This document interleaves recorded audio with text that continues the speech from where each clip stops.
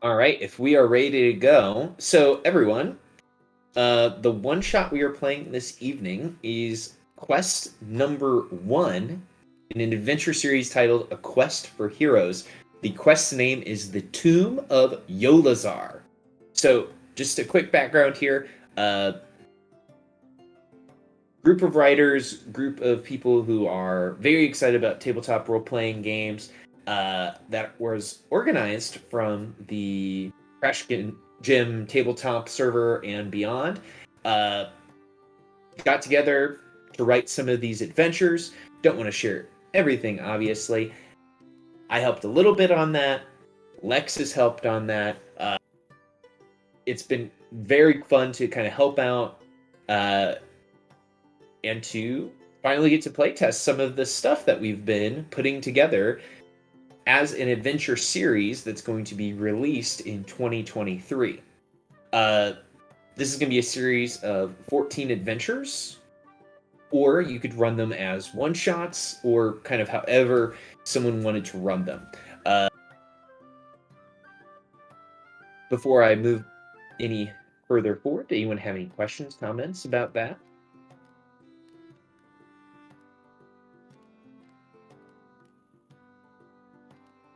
Good.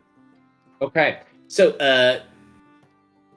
the setting, if you can think about it this way, is just a little agnostic for the one shot. We're just focused on playing.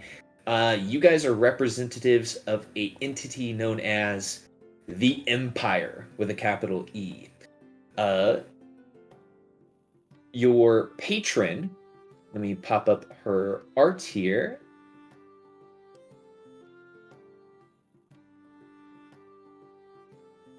Wilhelmina Volantas is a noble of the Empire. And she has reached out to your group because there's been a little bit of trouble.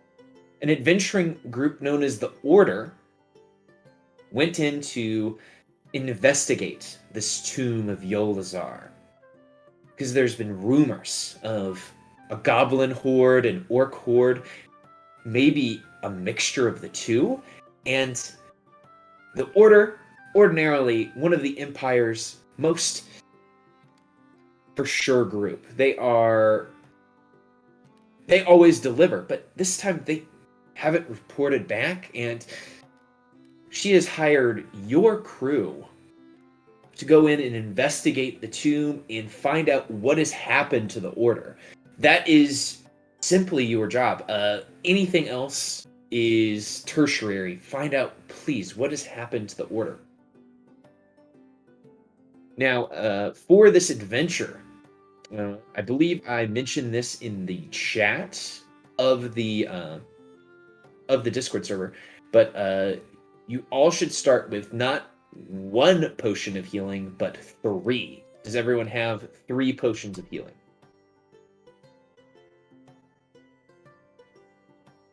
Okay.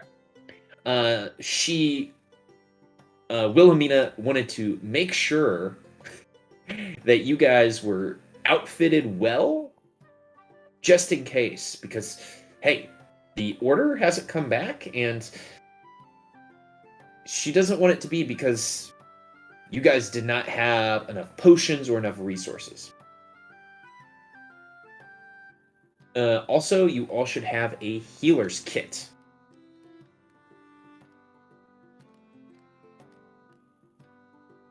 Yep. Okay. And here, let me drop a Wilhelmina's token down as well. Now, in this setting, there are, or could potentially be, goodly aligned orcs or goblins. This specific orcs or goblins could be problematic. So, if anyone has the ability to communicate with orcs or goblins, that could be highly beneficial for this mission. Was that a starting language that anyone chose? 40 knows orc. Okay. Wilhelmina will nod and says, then you are the perfect person for this mission, just in case there was any miscommunications or you are able to communicate with them what has happened to the order. Now, she would never hire a group without offering something to compensate you guys for your hard task. So, not only do you get to adventure in this tomb, and she has told you anything that you find, any treasures, they're yours. Don't worry about that. Any potential curses of grave robbing or anything like that, not going to happen. That is all of yours. She's also offering up a fat, sizable gold bag full of 150 gold pieces for you all to split. And if you are all successful, you can expect Wilhelmina to provide stable work to your group.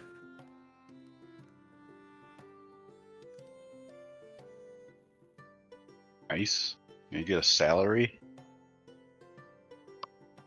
That is definitely something that can be arranged if you are all successful. Now, I will warn you that the tomb of Yolazar, from my knowledge, is not naturally lit, as it is underground. So if you or any of your group cannot see in the dark, you should have light sources. You do have to be careful with the salary. If you're just getting a reward, you just get the reward when you're done. You still get that. If all of you die and I come back by myself, then I only get my salary. If we do the reward, that I get the whole thing. So, it's just something to think about. There's pros and cons.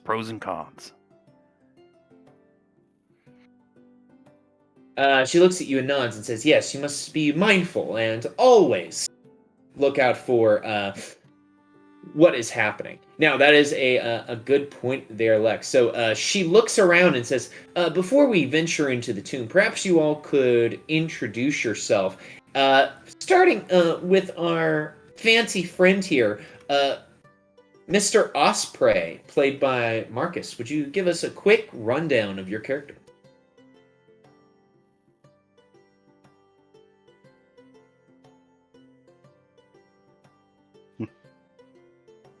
If you are speaking, we cannot hear you. Marcus. Oh, sorry. So, you see a rather well-dressed, rather elegant-looking coat and jacket. Jacket takes off his hat, gives a bow, says, "Pleasure to meet you. My name is Will Osprey, wizard extraordinaire. More than happy to lend my mystical talents to this group."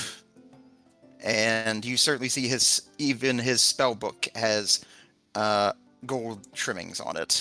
He is definitely rather extravagant and has apparently spared little expense in showing off. Excellent. Thank you so much for that great introduction, and good luck down there. 40, please, if you would step up to the front of the class here. And Matthew, if you could give us a quick introduction to 40. I know that you're playing a pre-gen, but whatever flavor you would like to impart upon them, you are free to do so. You know we're going underground, right? Anyway, yeah, I'm just a humble hill dwarf.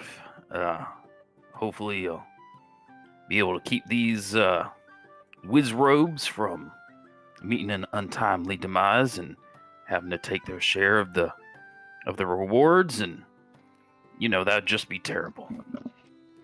But yeah, I'm just a simple man, some leather armor, and a couple knives and hammers. I'll get the job done. Well, I appreciate you making it, and indeed, I hope that the job does get done. Sylphine, would you give us a quick rundown? Yeah. Sylphine comes from a land far away known as Ravnica, born to a human legionnaire and a fire-main angel who both perished on the battlefield to the forces of chaos. Sylphine took her vengeance out on her foes, both in diplomatic engagements and on the battlefield, and was ostracized from the Legion for being too extreme. Now they wander the plains looking to find peace, but has trouble overcoming their dark side. Sylphine found out about this contract and thought it was an opportunity to take out some anger and frustration. Indeed, it will be, and a chance for an adventure to find this group known as the Order. Thank you. Miss Delia, if you would give us a quick rundown, please, and then we can get started delving this dungeon. Not too much to know about me, but just a traveling bard. Heard there was a little bit of coin. Ever so decided to hitch my wagon to y'all. Indeed, there will be coin to be made and potentially coin to be found. Shall we descend into the tomb of Yolazar?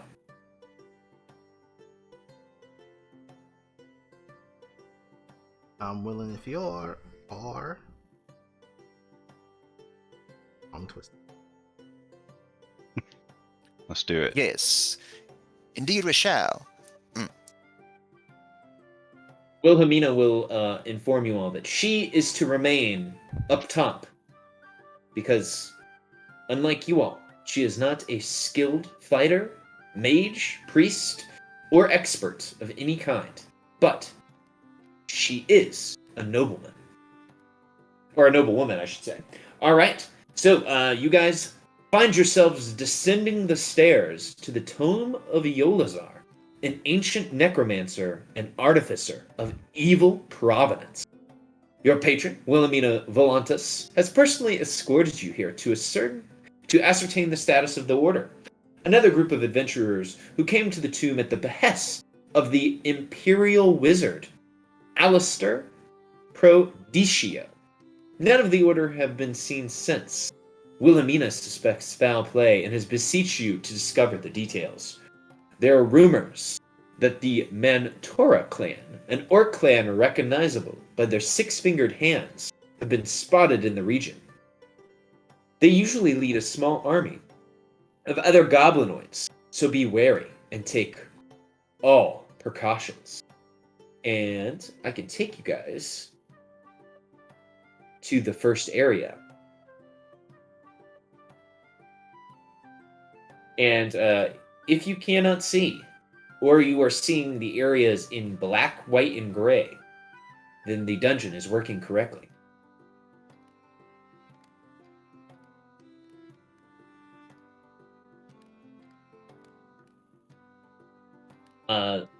Those who can see, as you step within, descending the ruined staircase of this tomb's entrance, the cold of the stone radiates off the surface, chilling the air. The lower landing of the stairs reveals a broken entryway and a barricaded door. Occasional echoes of distant grunts, grinding of metals, and the odd pop of an explosion reverberate throughout the halls above, around, and below you. So, adventurers, tell me, what do you do?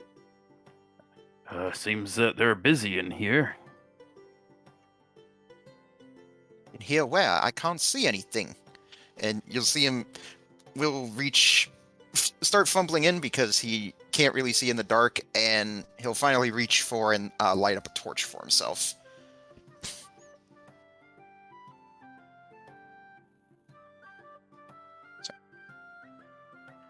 They got You're this good. door barricaded. If the Order came this way, it's been a while.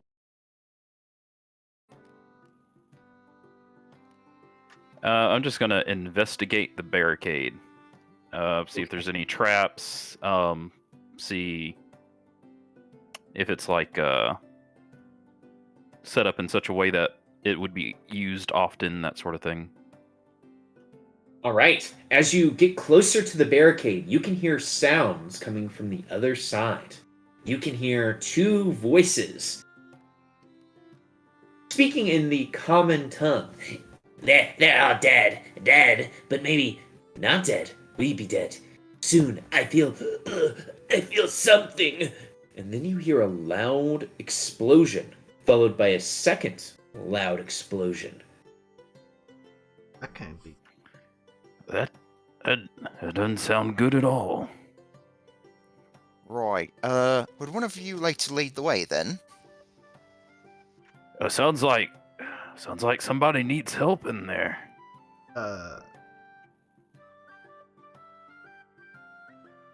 Sure. What type of barricade is it? Just As you guys look at the barricade, you think that using bulk, so if someone was quite powerful and strong, they could just shove it aside. If someone was quite dexterous, they could nimbly move the planks and the stacked metal that they are using to block the door. Okay, so it's a bunch of stacked stuff. Mhm. Try that first. I'd like to try and move the barricade using dexterity.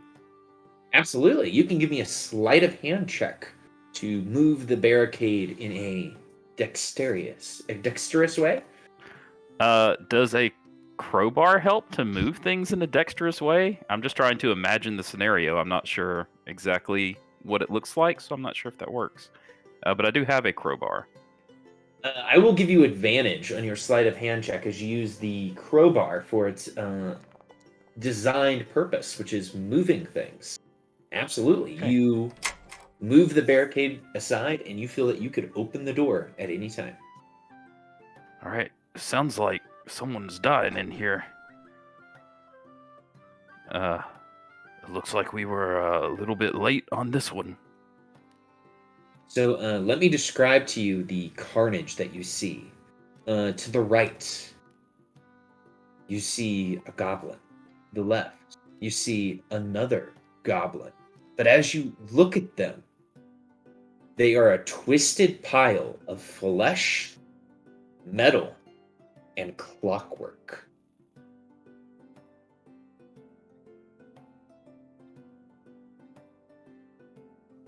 It looks like an experiment went wrong. Or right? Oh, I hope that's not an experiment gone right. Definitely. And they're no longer moving. They Are are it- not moving. They are are. any- Are any of their clockwork parts kind of whirring, clicking, ticking, anything, or they seem to be completely? Yeah. These goblins appear to be completely inert. As you look at their clockwork, it is stained red with their blood. If anyone's good at this sort of thing, maybe you can figure it out. I'm gonna see if anything's coming around the corners. I'd like to stealthily avoid touching the bodies and just kind of peek around the corner. Sure. Fortunate. Clockwork is not my forte. I'll follow Shorty here.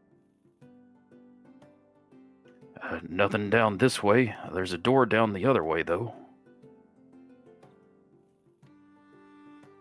Just a long hallway over here. Make a our end of. Yeah. There's also a door over here.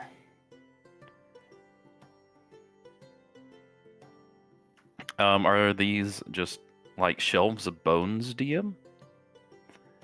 So, as you look down the hallway, you see that kind of spaced evenly are these small alcoves, or if I'm pronouncing this wrong, please forgive me, laculi or laculi.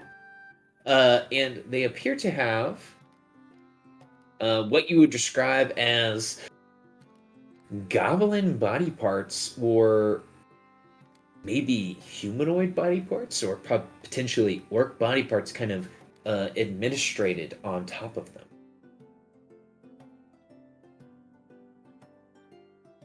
I don't think the orcs and the goblins are having a good time down here. And Sylphine, you're turning on light, is that correct? I am attempting to, yeah. Okay, no problem. I will turn on the light spell on you. Thank you. You're welcome. Now you guys are not at -5 to your passive perception. Do we want to check out this way or the other way? You want to flip a coin? Will we not investigate this entire complex? Well, I'd say once we complete our objective, we should leave.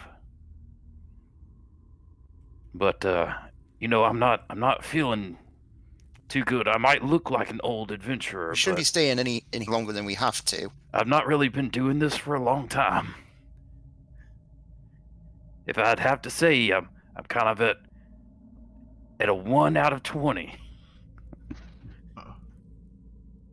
Sophine looks at the rest of the quote adventurers in disgust and leads on, doesn't say anything.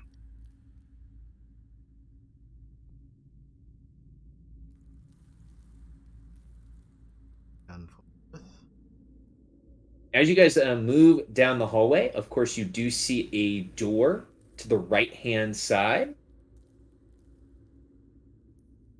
And as you are moving into this hallway, the corpses stored in these loculi are either very disheveled or rotten, and some of them are missing complete body parts or their heads. It is just a terrifying sight, and give me one moment. The area remains quiet.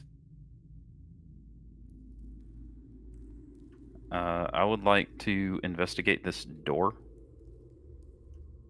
Sure. As you step up to the door, you see that it is quite decrepit and old. As you're looking at it, you don't see any visible nozzles or swinging blades, but I will need an investigation check to see if there might be anything hidden. Yeah, you don't see anything beyond that. Sylphine, as you looked around the corner up there, you saw a group of dancing goblins, but they all appear to be moving erratically and making strange noises. As you peer around the corner, there is a flicker of light, and I'm going to give the goblins as a group a perception check to see if they notice that flicker of light. Okay, as they notice that flicker of light, they say, intruder, intruder, intruder, And I would like everyone to roll initiative as I roll for these gob bots.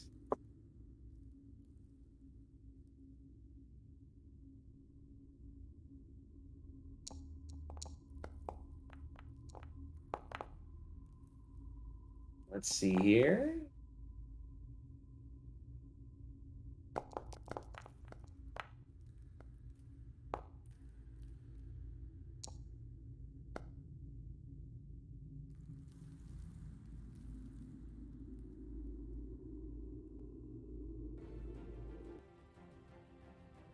Okay, we got some combat music playing. Okay, it looks like we have everyone rolled in to combat. Okay.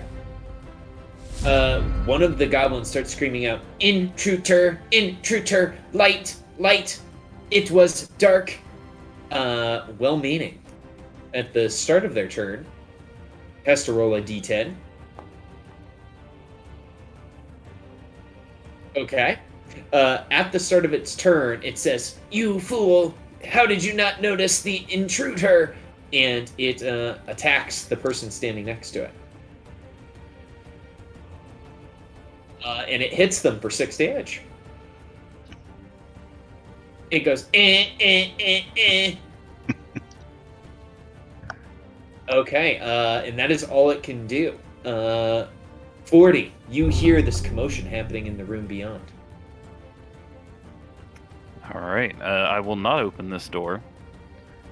I'll move up. Still can't see anything.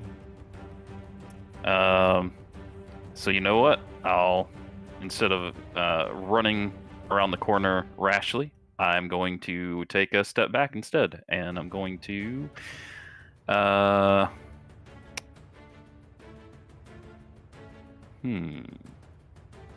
I'm going to put my hammer away with my item interaction, and I'm going to hold an action to attack with my light crossbow instead. Okay, so you're readying an action to attack with your light crossbow. Yeah, I don't want to get too far ahead of the group. Sounds good. Okay, ready action. Gala, you hear that there is violence happening and strange robotic voices. Does it seem like the voices are coming down from this corridor? Yes, they are echoing off of this corridor. And, Sylphine, are you making any sort of, like, face or gesture that there might be violence coming your guys' way? I suppose she's reached into like a I don't know if you'd call it a quiver, but a pack, and pulled out a javelin and is aiming it down the hallway. Mm-hmm. Okay. Well, seeing as 40 has taken up a shooter position, Dally is going to slide right behind him and be like, I think you have the right of things. I am her action about her longbow. She's ready in action. First hostile that pops its stupid head past these walls.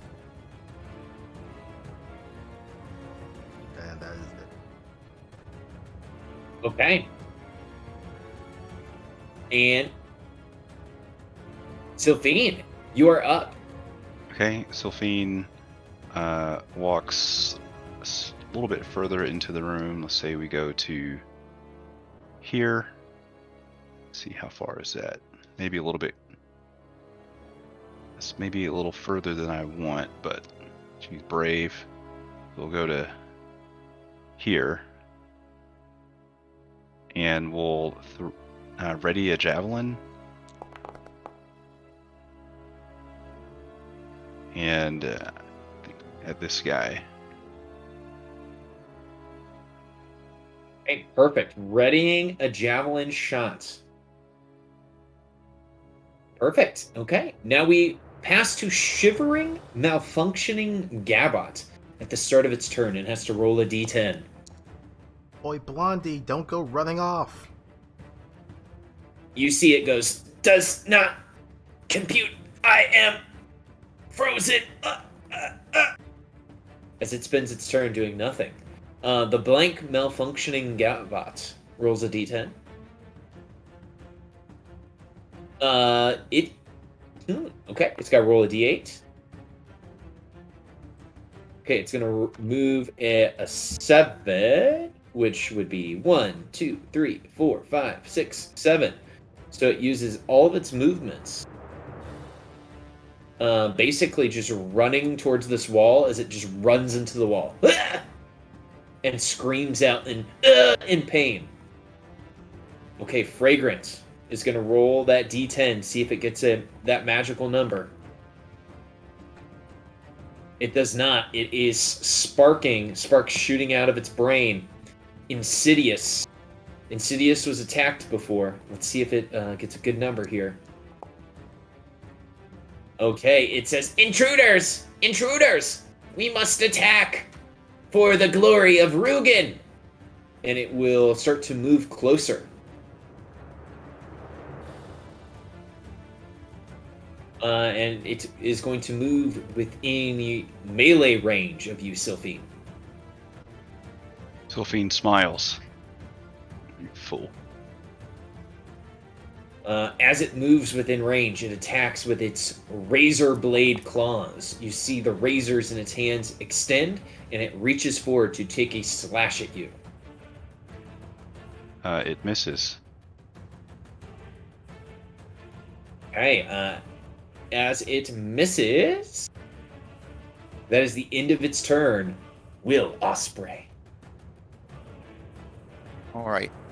Will, seeing everybody getting the action, he'll go ahead and move forward, join up with everybody else here, and he'll just sort of lean forward and just say, "Oi, you know what's going on in there?"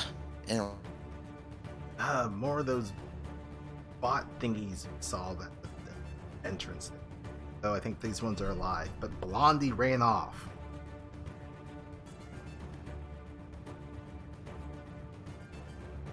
You hear maniacal laughter coming from around the corner. Ah, jeez. Oh, she's gonna get herself killed. Hopefully not us, though.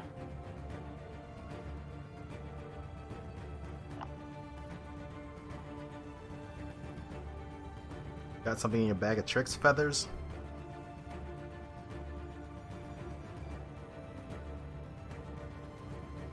Oh, that's there if you're saying something.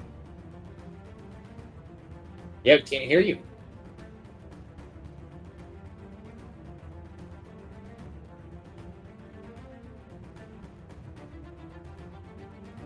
Marcus, are you having connection issues? Okay, in the off chance they are having connection issues, I am just going to have the Osprey dodge for right now. Okay, the well-meaning functioning Gabots is going to check their malfunctioning here. Okay, it does nothing this turn as it simply sparks and kind of moves its arms and legs around helplessly. 40. Well, this was a bit slow. They don't.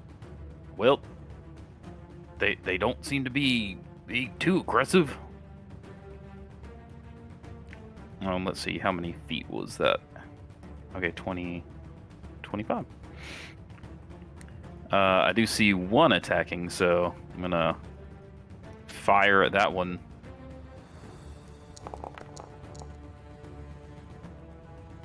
Okay, a 14 hits for 8.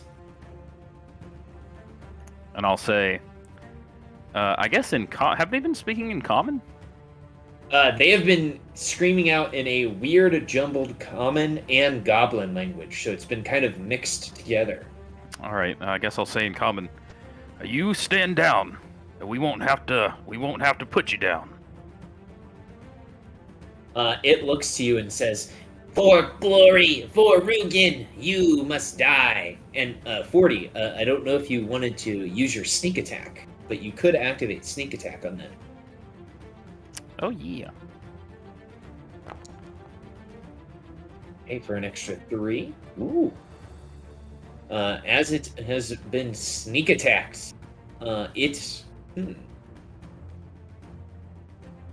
as a reaction, sly retreat. It screams out, "Nah!" as you shoot it with your bow.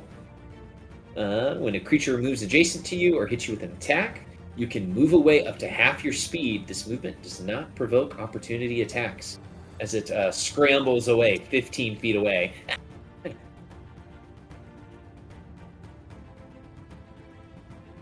40. Anything else? That is it. Okay. Della. Alright. Della, like a Gears of War game, slide over into this cover. She's kind of like peeking around the corner. This one right here. Take a shot at it.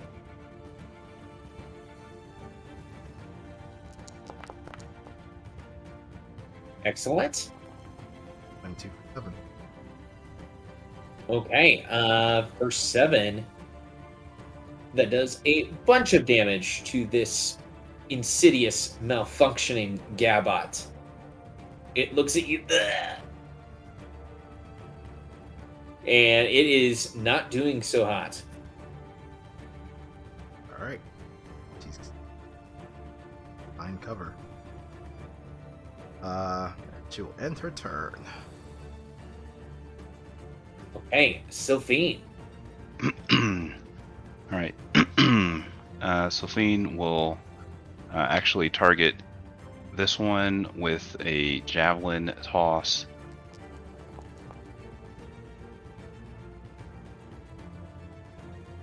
Okay, you hit, and as you hit that creature for 8 damage, there is an uh-oh.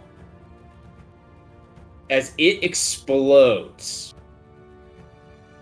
However, there's no creature within 5 feet of it. As it shoots out ball bearings, there's a small explosion as it falls to 0. Interesting. Did it? I assume it destroyed my javelin. Your javelin is next to its body, smoking and splintered. Well, better that than me. And I will retreat 5 feet into this corner and end my turn. Hey, we'll see if any of these goblins can get over the fact that they are malfunctioning. Okay, here we go. At the start of its turn, we'll go roll. Ooh, okay. This goblin, it looks at you guys with fierceness in its eyes as it begins to march forward.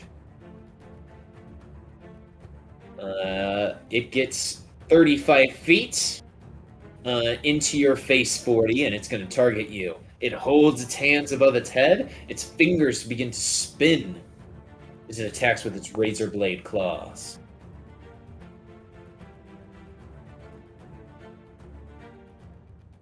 For a mighty 1 damage.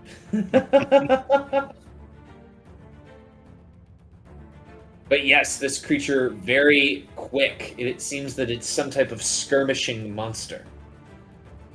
Alrighty. Blank.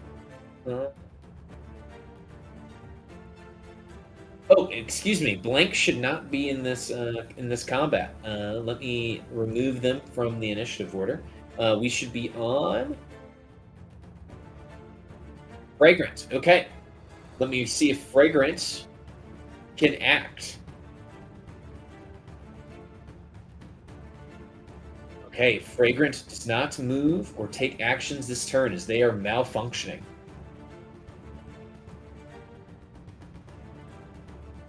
Okay, and Insidious, unfortunately enough, bit the big one.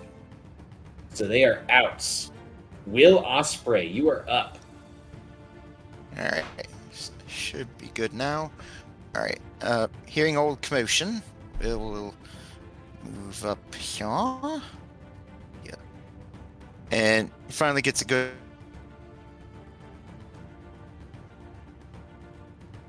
You cut out again. Oh.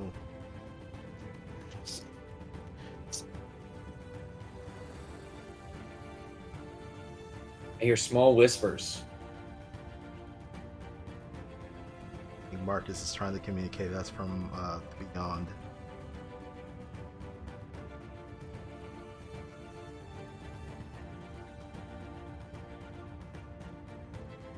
Oh no, it's happening again. I'm gonna have Marcus cast a spell on the creature. He's gonna toll the dead. The malfunctioning Gabot will attempt a wisdom saving throw, which it fails. And it takes 6 necrotic damage.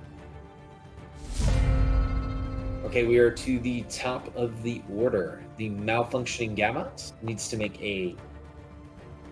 Okay, it has to use its action to make a melee weapon attack against a creature within reach. There's no such creature, so it does nothing. 40. There is a Gabot next to you, and it is showering you with sparks, and its razor-bladed claws just dug into your flesh. I don't like this. You got part of my beard. I'm going to use my item interaction to put away my crossbow. And I'm going to use my action to try and shove it to the ground. Okay. It will make I a rolled check. very bad. It rolled worse. It rolled worse. So as you shove it, it whoop, falls on into its butt, landing prone. All right, and then I'm going to try and move away from it. Okay, it will make an attack using its reaction. This will be at disadvantage because prone. 15. 15 just hits. So My- as you run away, it tags you on the leg. Oh, my leg beard. Take a point of DM inspiration, as I can imagine you have beards hanging from your hamstrings. Like beard.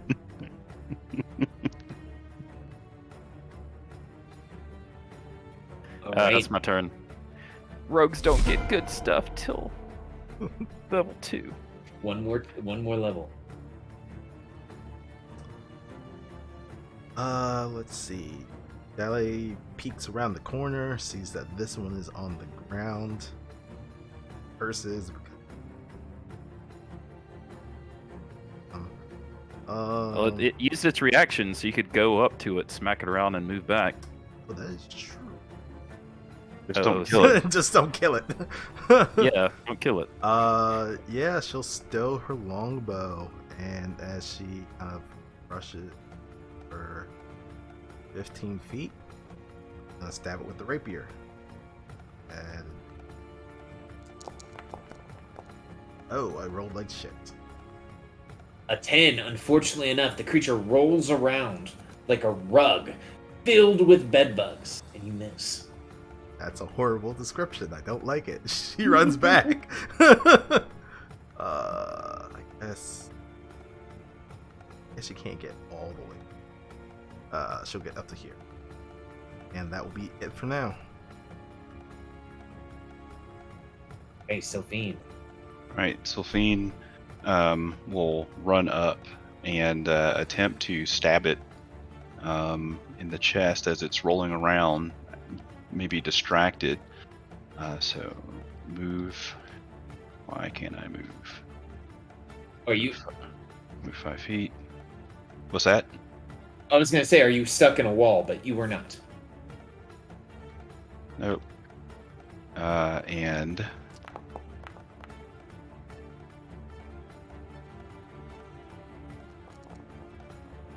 then run away. Okay, you do hit with an 18, and the creature is bloodied. What else can I do? That's pretty much all I can do. So I'll move back just a few feet and just level my shield in turn. Okay, and we'll get rid of your SpongeBob status. Okay, the shivery, malfunctioning Gabot will spend 15 feet of movement, or half of its movement. Oh man, which is, well, that's a lot of movement. To stand up, it gains its reaction back. It squeals in. Oh, actually, before it can stand up from prone, reverse. It has to see if it's malfunctioning this turn. It just rolls on the ground as it cannot move or take actions. Okay, the fragrant. Let's see how if it does anything this turn.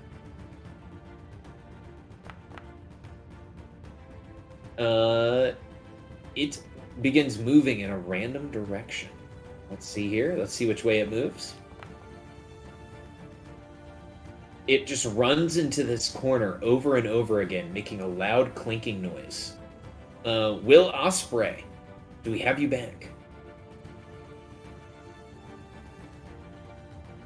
Oh no, hopefully that we can get them back. They're gonna do a Toll the Dead on the Gabots.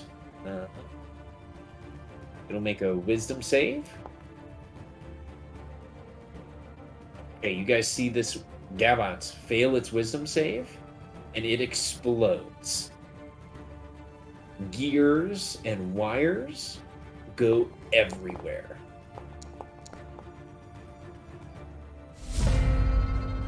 All right, we're into round 4.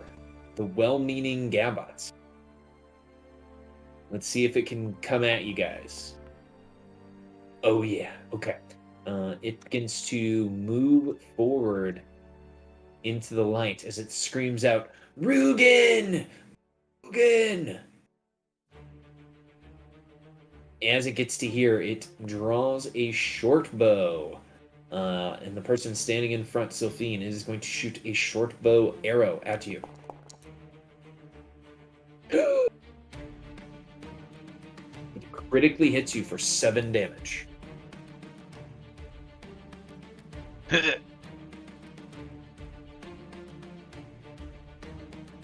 Okay, it begins to laugh in horrible goblin screeching. 40. Yo, this is why goblins are terrifying at level 1. Especially malfunctioning ones that explode when they die. Mm-hmm. I think 40 is going to step around this corridor and start reloading. Mechanics-wise, I'm going to take the hide action. Okay, give us a stealth check. Thematically, I'm reloading my crossbow. It was very loud reloading. We hear a chunk.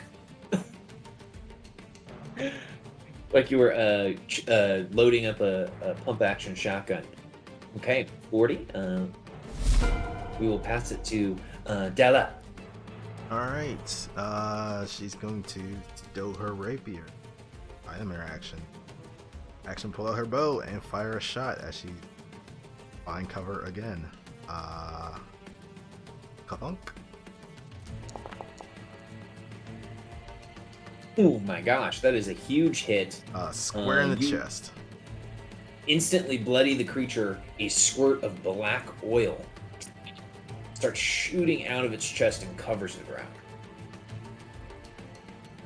Yep. And she duck around here. And that is it for her. Excellent. Sylphine. Alright, Sylphine will stow her sword and ready another javelin at this one and hurl it.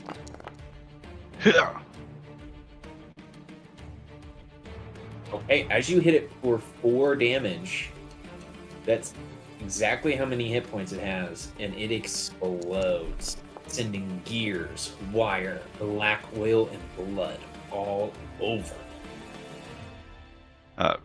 Sylphine spits blood onto the ground here and smiles. Ooh. Okay.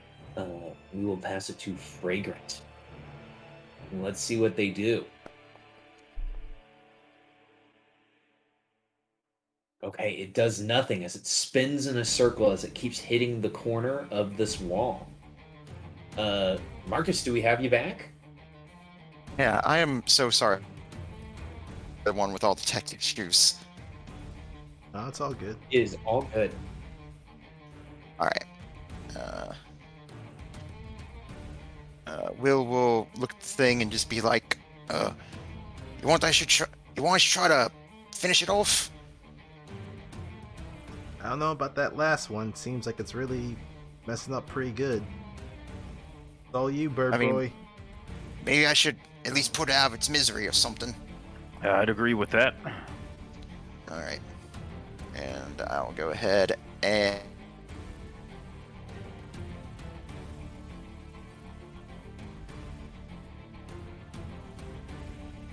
And he's gone.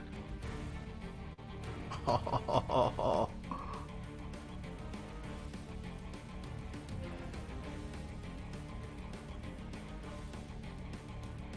know this rating.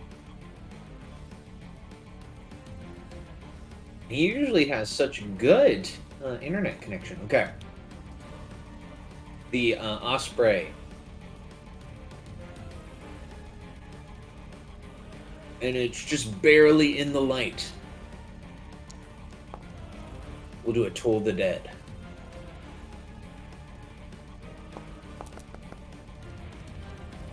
Oh man, okay. It takes 3 points of necrotic damage. In round 5, that goblin is dead. 40. All right, now that I'm well hidden,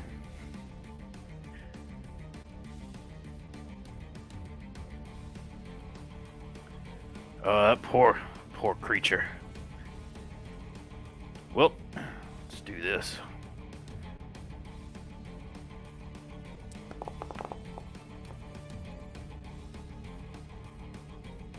Or not. He keeps running into that wall. It keeps throwing me off. Yeah, you've never seen a combatant purposely do this over and over again. All right, that's my turn. Okay. Shot goes wide.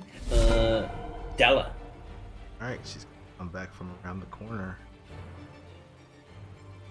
We're making her way up. Sees it back here. Correct? Correct. That gif. Longbow has, I'm pretty sure it's within 150. Yeah. Mm-hmm. Yeah. Takes out an arrow, notches, aims, fires.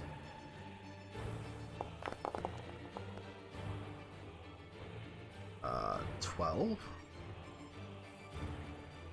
A 12 is enough to hit for 8. This creature is bloodied. Alright, this one straight into it. It squeals as oil shoots everywhere. Alright, that was. Della will move to. Actually.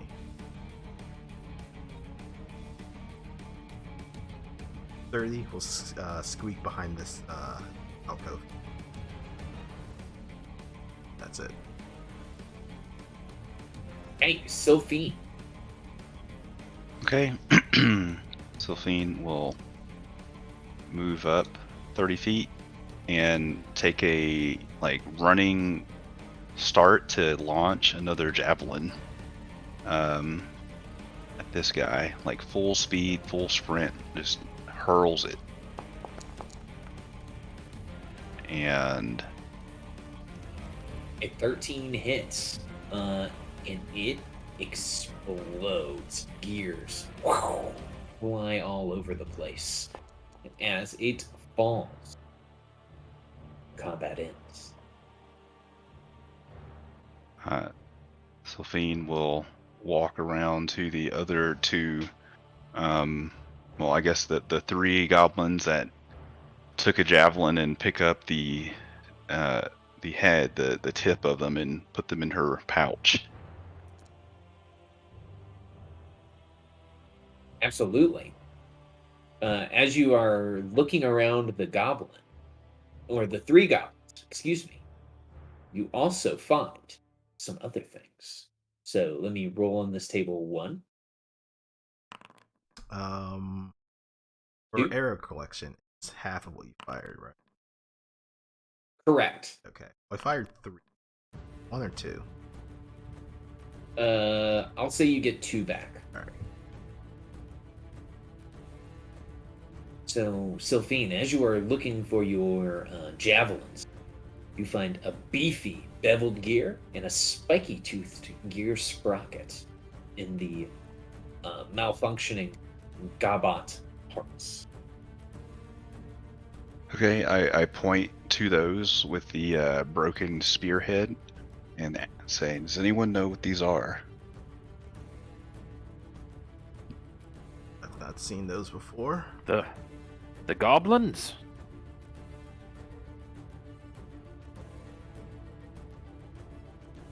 I instruct the dwarf to move his face beard out of the way and look at what I'm pointing at. I don't see you. Try holding down your finger in the direction that you're trying to get my attention.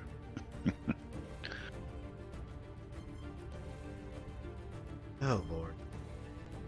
I don't see your ping.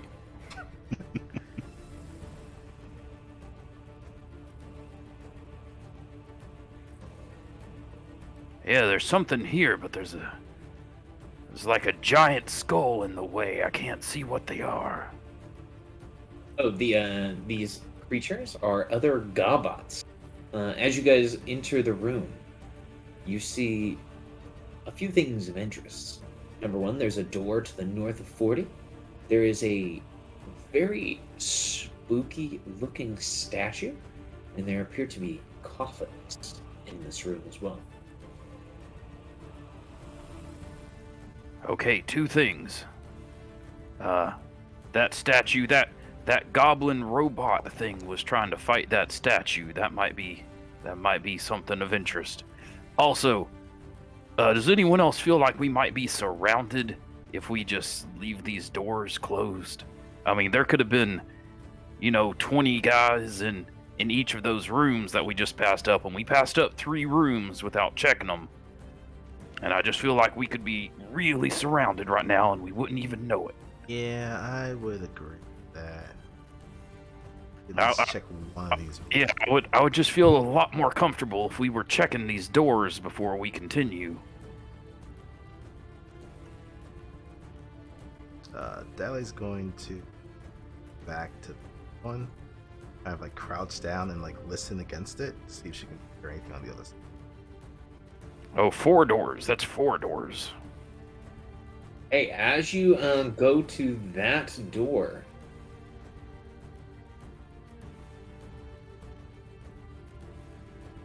this room is... You see a door. As you listen to it, you don't hear anything coming from the other side. I'm not hearing anything. She'll kind of look around the door for any immediate traps, anything that calls out to her attention. I'll assist with that. And we'll call over the dwarf. Yeah, we can get an investigation at advantage. Investigation or perception? Well, For checking the door for traps, that would be investigation.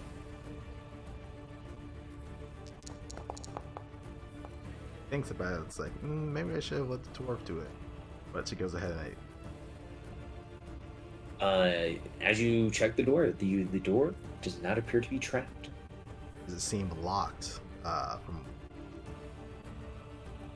From your investigation, it appears to be unlocked. This one's unlocked. Shall we go? Here, you open it. I'll hold my crossbow up in case something wants to jump out at us. And I'll hold my crossbow up. Alright. I'll just be pointing in the doorway. You'll kind of like get to one side of the alcove here, just so she's not gonna get shot in the back. And we'll slowly turn the door open. Okay, as you open the door, the room is empty of threats, but the air is thick with evil. Though it lies motionless, the lectern in the western side of the room stands eerily untouched by time or violence.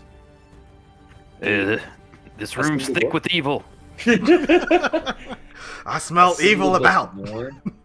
Old pages left there, and the echoes of worship long past seem to worm their way into your thoughts, but briefly. At your feet, a dry trail of blood leads from the northern door of this room out into the hall. Does anyone have just a passing thought of worship long ago in this room. Yeah, this place does remind me of church. As Dally kind of has her longbow out, like arrow notch, kind of like string not fully taut, but at least enough to where she starts to jump out. Kind of start making her way, and kind of gaining around. I kind of feel like we should avoid that area over there. But what? It doesn't call to you? No. No, it does not. This trail of blood, though, definitely does. DM, you said the trail of blood leads from The door up here? the north to the south?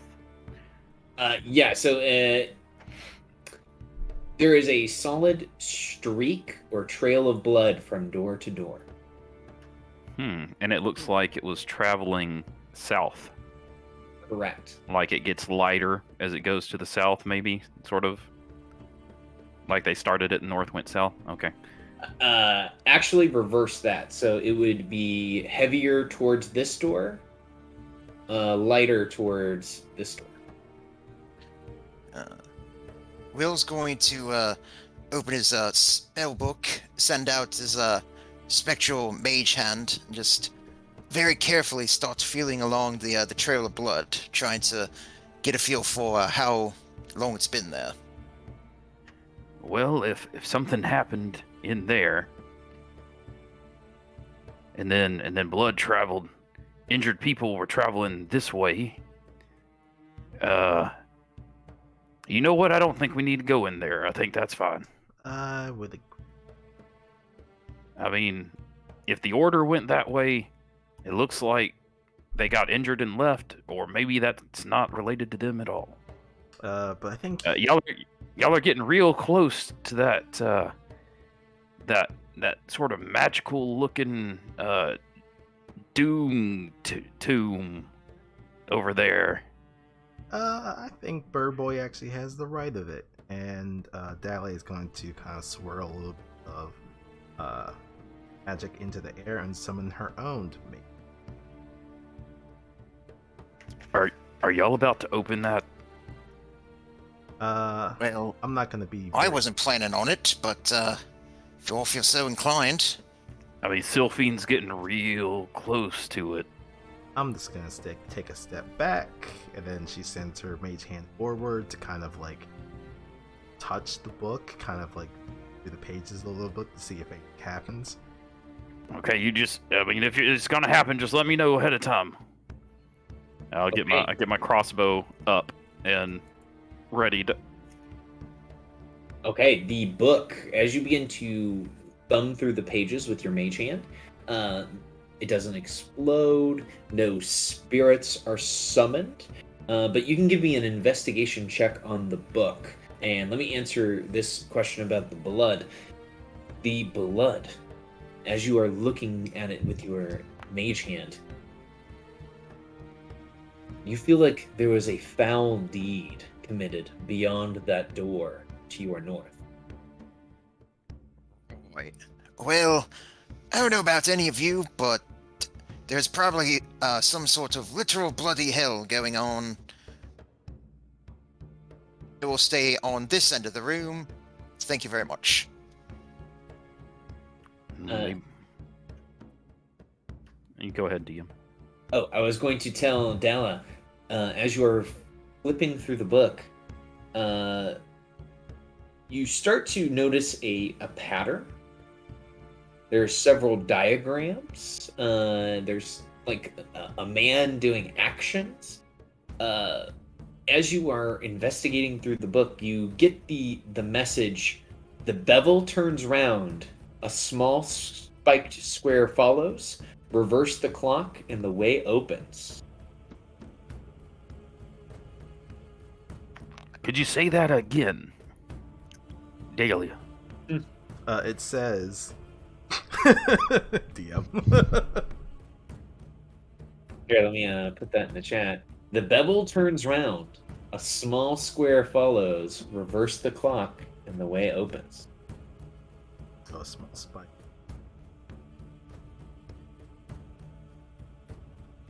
Well, sounds like a riddle to me.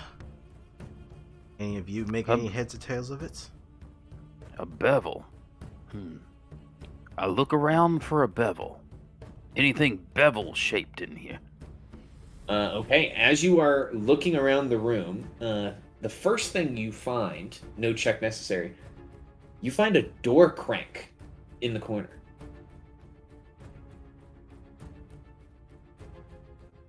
Which Door crack. Which corner? We will say it's in this corner here. You find a door crank.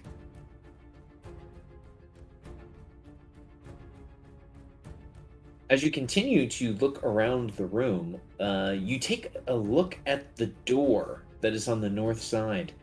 You see that there is a panel on the door that would suggest a complex mechanical lock. You see that there are spaces for 5 gears to be placed.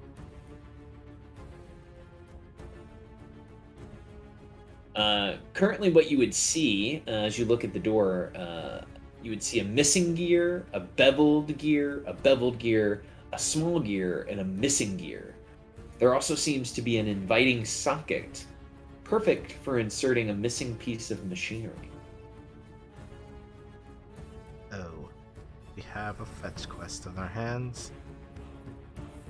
Hey, scavenger hunt. Well, may as well keep note of what's missing if we come across those back here.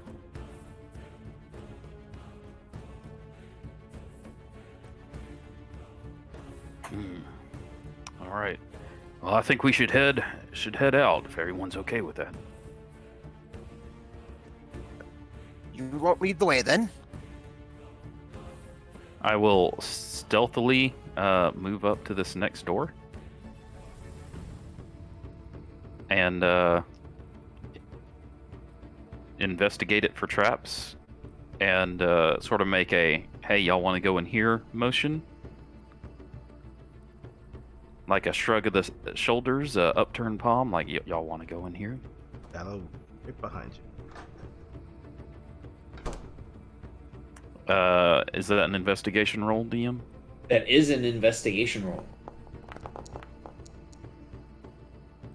Okay, you do not detect any traps. Looks fine. The door appears to be unlocked. I'll open the door. I'll go around to this side.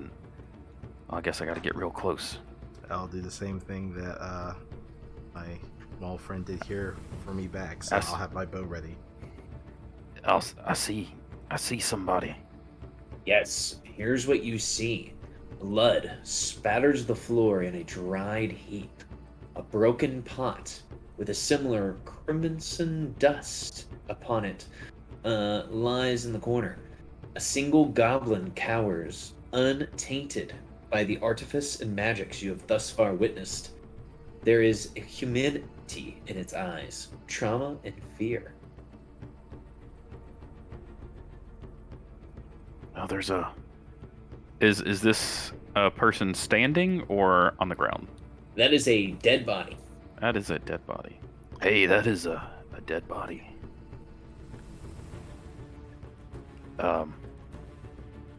There was a description of a goblin, but I do not see the goblin. Oh, there it is. It was hiding in the corner. You were very well hidden over there, little one. You aren't going to hurt me, are you? You're not gonna, explode on us like those other ones, are you? It shakes its head. No, I won't. Just Looks like someone's been turning your kind into exploding robots. It nods its head. All for the glory of Rugen. Oh, it's terrible. 2 questions, little one. One, your name doesn't happen to be Boblin, does it? And It looks at you and says, "No, my name is not Boblin." okay, good. And 2, you didn't kill that man over there, did you? He says, "No, no, I did not. Uh, other humans did." Other humans, huh? What other humans? Could you give us a description of these other humans? DM, do we generally know what the order was comprised of? That is correct. He goes on to describe what sounds like an adventuring party. Sounds like the people we were sent to find. Do you know anything about this dead person over here? He tried to fight, but they were too strong. Was he like a prisoner here, or did he work here? They said, "No, he came in with the humans."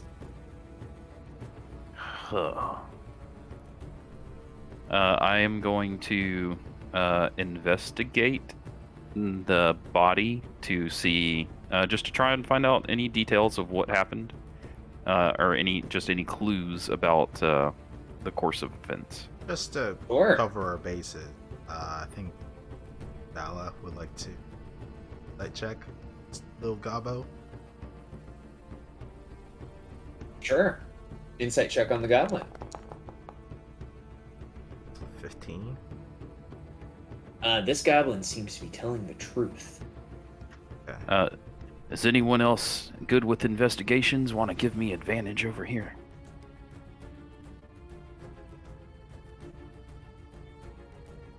Nobody? That's fine. That's fine.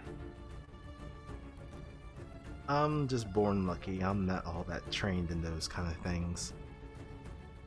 I will use my beard-based inspiration on this investigation roll.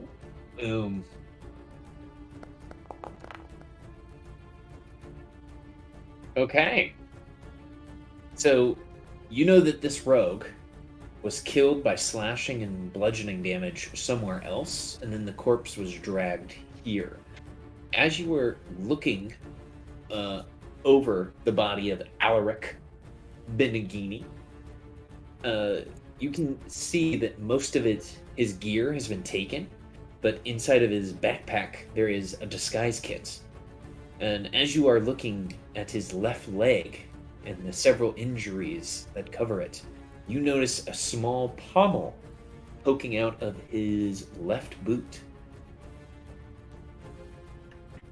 I'll take the disguise kit and see what that pommel is. As you draw the pommel, you see a beautiful curved blade attached to it. It seems to glint in the light with a magical hue. This is a +1 dagger. Oh, thank you very much. My. He was this is definitely a rogue. He was hiding this real well for the rest of that adventuring party to not be able to find it. It looks like they looted him pretty good. If I had to guess, I'd say we will find a trail of blood leading from that room to this one. And the order looks like they killed him up in that room to the north and then dragged his body down here. But if they were in that room to the north, then they would have had to have solved that puzzle, killed him in that room, and then dragged him over here. That's a lot of That work is for quite just storing brutal. a body.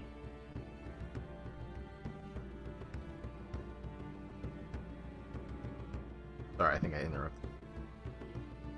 The goblin was just saying, it was quite brutal. You actually see Alan when they. He shakes his head, but as he shakes his head, you see a apparition of light start to move its way towards the goblin, and it's beginning to enter the goblin's body. Oh, that's not natural. No, let's not do that. Do we have any chance to stop it, or is it to kind of just come in through the wall and like a surprise round? It's coming through the wall, and it looks like it wants to possess that goblin. All right. Do you guys So- want to stop it? I would like to try and stop it. Sure. All right, everyone roll initiative to try to stop this ghost.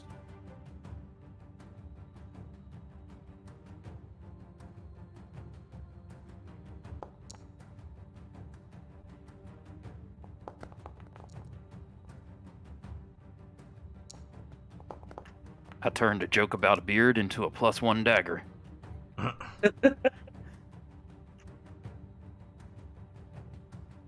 That's how the cookie crumbles sometimes. Oh, and did we lose Marcus again? Oh, no. Oh no. The Birdman's spacing out again. Bird Boy's He's got thinking his about afternoon tea. Bird Boy's got his head in the clouds again. Okay, the ghost is up.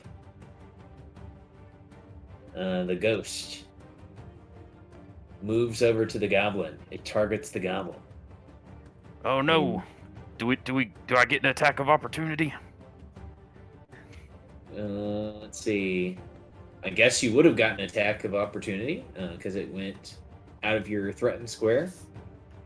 Hey, you leave that goblin alone. It looks at you and says, "Huh?" Oh, you hit, and because it's a magical dagger, it does full damage to this ghost. Oh my gosh. The ghost is still corporeal, but not looking good.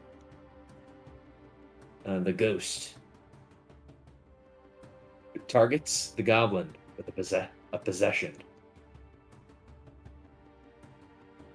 The goblin looks at it and says, No, no, I don't want to be possessed. No, stop. Stop.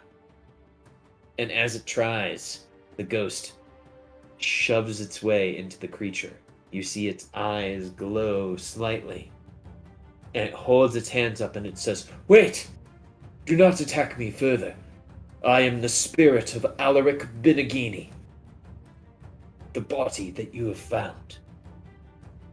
I'm not gonna lie, friend, that sounds mad suspicious that you had to say I am the spirit. Why didn't you just say I'm Alaric Benigini? Well, your friend attacked my incorporeal form with my dagger. Fair enough. All right. If you're Alaric Benigini, tell me what I found in your back right pocket. You didn't take my lipstick from my disguise kit, did you? DM, is he telling the truth? He is telling the truth. That's where you found his lipstick. Well, story checks out, guys. That's either the smartest ghost I've ever met, planned all this ahead of time, knew exactly what was in this body's pockets, or he's telling the truth. Well, alright, Mr. Benigini. If you are a spirit, generally that means you have some lingering feelings or emotions or some tasks that you wanted to complete while you were still alive, so let's get on with it.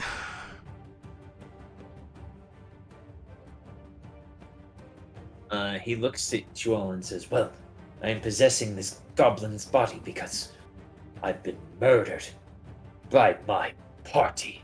They killed me. We figured that part out already. Well, they killed me when their bodies and minds were warped by this strange jewel that we found." Well, mission accomplished, guys. Let's we could head back out if we want to. And our task was just to figure out what happened to him, right? Yep, that's correct.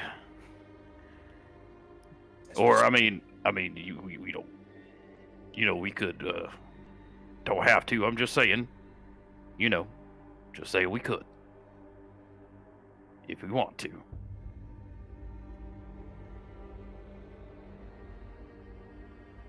He says, "But you cannot. leave yet, not with Rugen still here, and with what has happened to my party in the other room, beyond the clockwork door. So who's this Rugen fellow you keep mentioning? He is the leader of this goblin horde. He the one responsible for making all those toy soldier gobos out there? I believe it is a part of it, but more important, it is due to the influence of Yolazar. The very tomb that we are in, it holds part of his body.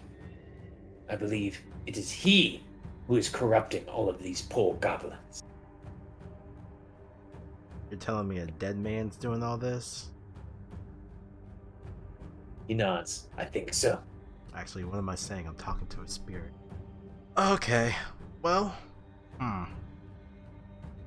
do you happen to know where the rest of your band has gone? I'm assuming deeper within this dungeon. He looks to you all and says, I am not sure, but I can infiltrate this goblin's body for a much longer time and go with you. And if anything sparks my mind, I will share that information with you.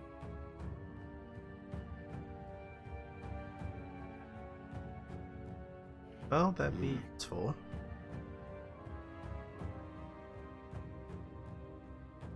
Is Sylphine just holding a javelin up to the goblin the whole time? I'm looking at it very suspiciously, just waiting for it to betray us. So, why weren't you turned when your party was? He says, it seemed that the members of my party wanted this type of power, this type of influence, and they accepted it willingly. I did not. I shunned it from my body. Wait a minute. You're saying that the rogue didn't steal from the party this time and you got killed for it? He nods his head. I think that's the first time I've ever heard that. It's pretty ironic. He nods his head again in agreement. Yes.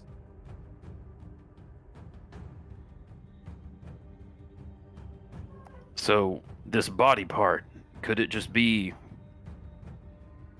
anywhere? Is it like in that tomb over there with the book, or is it like Yeah, what We is... will have what to is... pass the locked door.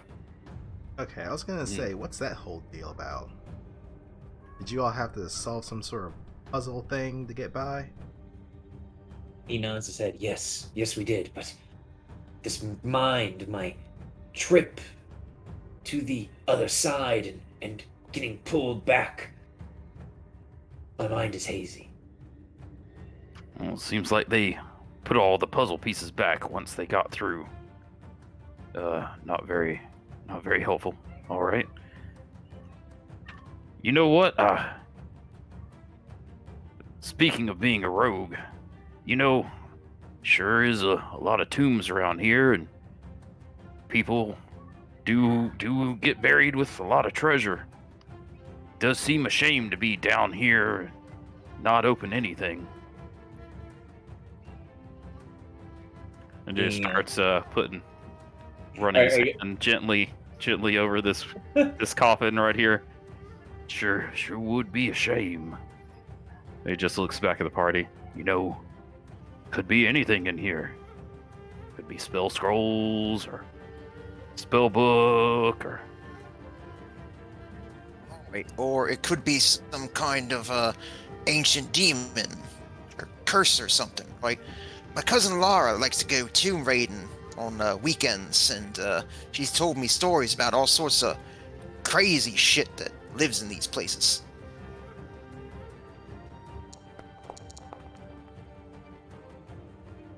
could be a new hat. I know you want a new hat. Beardy Locks, if you just want to open the chest, just open the chest. Just remember, it gets split 4 ways. I get my crowbar and open the chest. Hey, give me an athletics check at advantage with your crowbar. Easy peasy. Okay, let me roll a d10 as you pop the lid.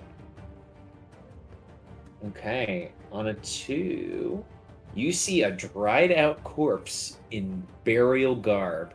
Its desiccated body exhumes a little bit of dust, but there appears to be nothing of value inside. Unless you Well- want a desiccated corpse. Nope. Hey, Ulrich, you want to be buried here? There's room. He, Just saying. The goblin looks to you and says, if you would please bring my body to the surface, if you would. It would be quite nice of you. I don't want to be remained here. I mean, That's gonna charge Okay. you an extra fee, my friend. We're gonna be. this is actually there's a lot of cobwebs, but, if it wasn't for all the cobwebs and, all the goblin experimentation going on, this would be a pretty nice place to be buried. He says, in that case, maybe it isn't so bad. I'll have to think about it. I'll use my, let's see, stone cunning. Is this a nice place to be buried? Because you're using a class or a racial feature here, yes, this is a quite nice place to be buried. I mean, it's expertly built. Like you mentioned, if this place was just free of goblin machines, this would be quite the nice place to be buried. It would fetch quite the high price at a funeral parlor. Yeah. I've seen plenty of stone burial sites before. This one's pretty nice. I mean, look how spacious this room is. For four graves, this is bigger than my living room. He nods, but yes, we can talk about where to bury All right, my body later. right. There are Let's things to go take on. care of. Limited amount of time before we starve to death. I've only got rations for 10 days. Let's go. Let's see. There was another room. Hello?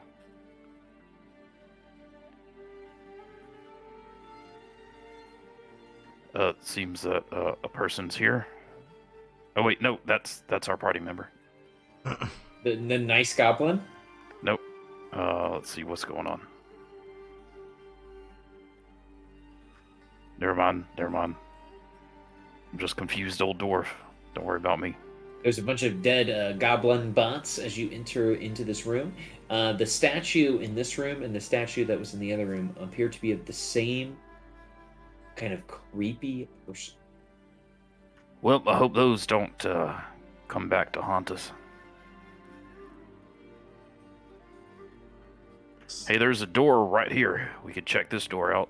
Probably something good in here.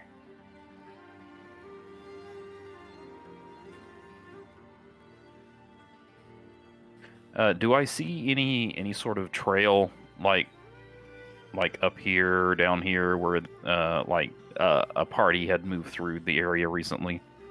There is tons of footprints and kind of dust that has been displaced in this corridor. Looks like the order headed down this way, but feel like we should open some of these doors, check on the way. Like I said, don't want to get surrounded.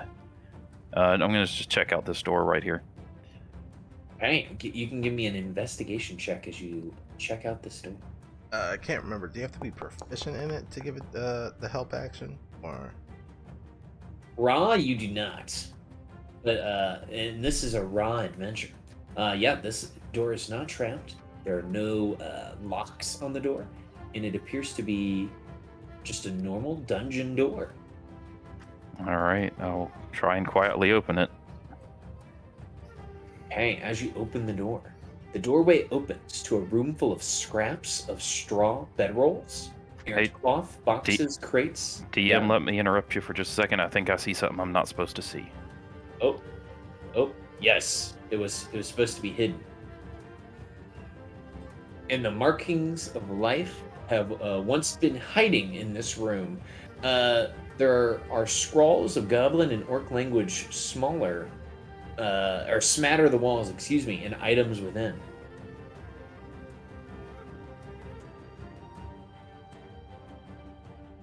So yeah, you guys see a room filled with just a bunch of stuff.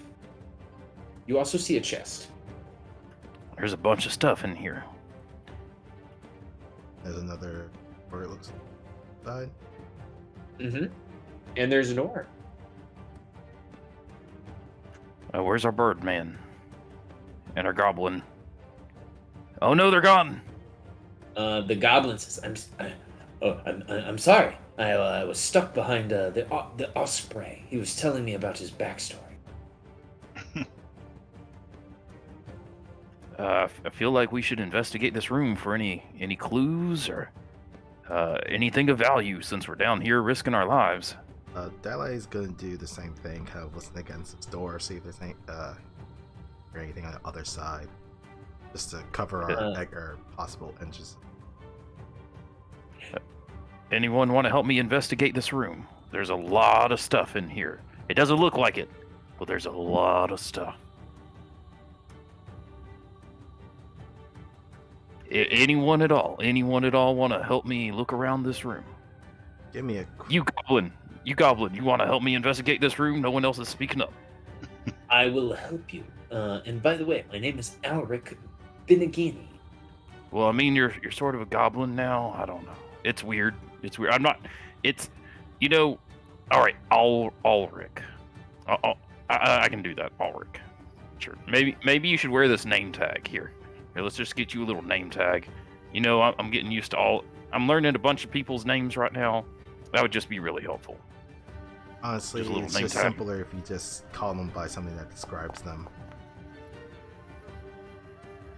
Right. It's always kind of interesting, right? You got everyone in a group you always get that group where like everybody's got these really eccentric names. You get the one dude who's got like the regular name. Like you all got these eccentric names, and I'm just Will. I got a lot of healing potions. I feel like I should probably drink one. 40.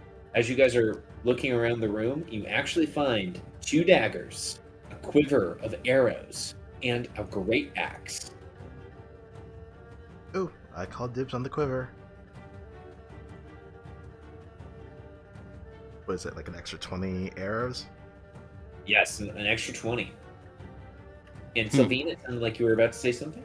I am going to look at this chest and see if it appears to be mundane or if there's any weird markings on it, and see if it is safe to try to open. Okay. Looks good to me. It is a completely indistinguishable, ordinary object. All right, I will attempt to open it. Okay, as you grab the chest to open it, it kind of sticks to your hands, like you just put your hands into silly putty, and it opens its mouth wide as it looks at you and smiles. And everyone go ahead and roll initiative, and this thing is going to get a surprise round on Sylphine.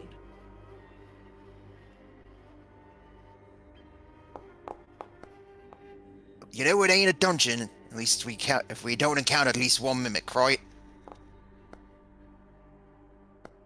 Alric says, "We didn't find that one. I'm so sorry." Now, because you touched this thing, because of its adhesive trait, you are grappled by this mimic. Okay. Okay, and it looks like everyone is in. Okay, so because it goes on initiative count 20, It is going to make an attack. It is a grappler. So it does have advantage on this bite attack roll as it tries to eat Sylphine. Oh, 22 hits. You guys see it take a big chomp onto Sylphine and does 14 points of damage. 14. Oh, down. Okay, and that is the surprise round. Okay, so Sylphine is knocked out. So let's see. Okay, it would go, and then Gala.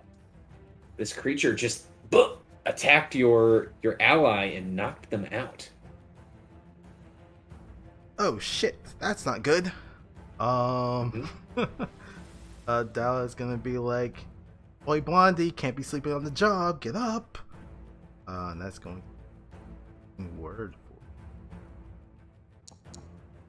Oh, and I rolled a 1. Well, you get 4 hit points. Conscious. And she's her longbow and at the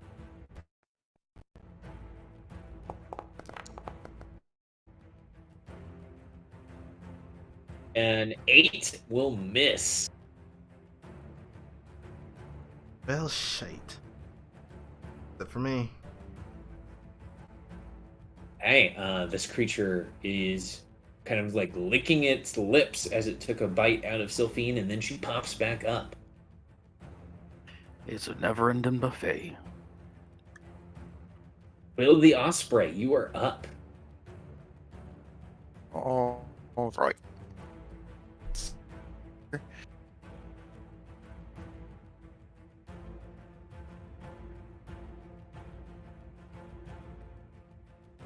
Oh, did it cut out just one? He only ever gets one word out. He should probably just shout out the exact action that he wants to take. True. He looks at the situation. It's really bad. He will use a cantrip.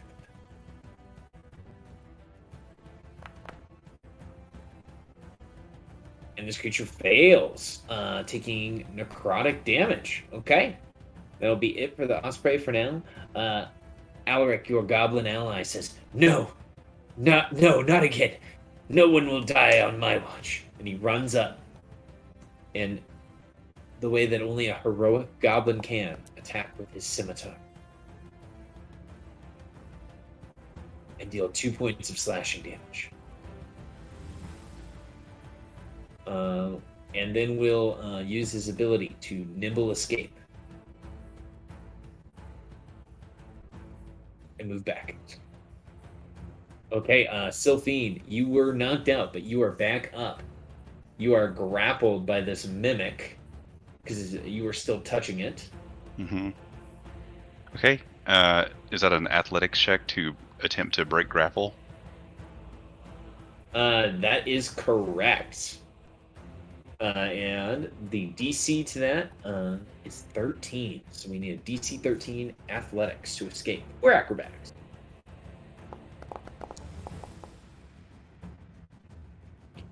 Okay, you can pull yourself out of its grasp. Okay, I do that. So then I'll use my action to disengage. It is your action to escape. Oh, okay. Well, I can't really do anything, and so I will just, I guess I'll attempt to move back just a few feet and take an attack of opportunity. Okay, you are no longer grappled, so this is just a flat bite attack. And it misses. Misses. And I will end my turn. 40. Oh no, my sneak attack. All right. Well,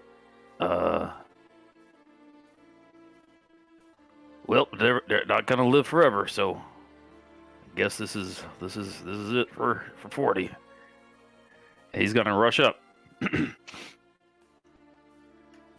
And 40's going to draw his +1 dagger in one hand and a dagger in the other hand, and action attack, and bonus action to attack with the offhand. Okay, a 12 hits for 5 piercing. And the offhand does 2 damage, not 5. Because you don't add the dexterity modifier. That is correct.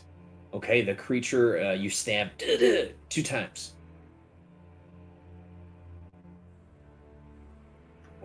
All right. Well, I guess that's it. All right. Well, Can't move away. That's it He for- uses reaction. that's. Oh. Well, he's gonna. Do you want to move away? He's gonna try and bite somebody. Might as well be old 40. You brave old dwarf. I have never seen a braver dwarf. You hear from Alaric. The creature on its turn gets its reaction back. I'm very hairy. It begins to lick its lips. It opens its mouth wide and it attempts to bite 40. Oh. I spit my cigar in its mouth. You guys see 40 and I get chopped down. get knocked unconscious, but not killed outright. It looks like it's ready to start to pull him into its meaty form. Dawa. Don't you people know I only have 2 spell slots for the day?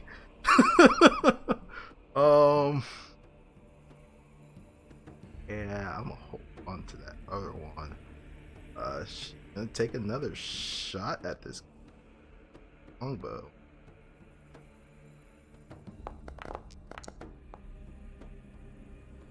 Ah, 7.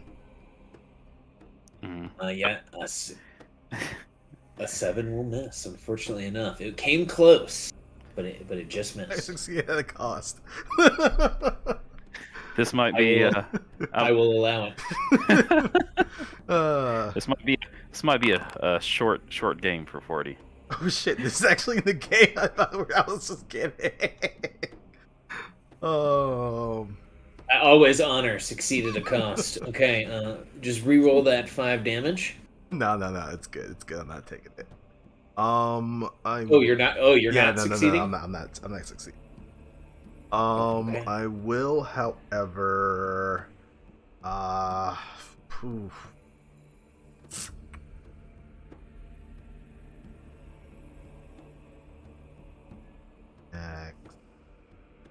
I think we have a lot of both.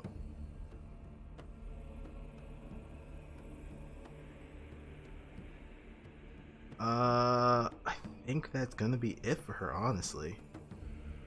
She kind of repositions in the room.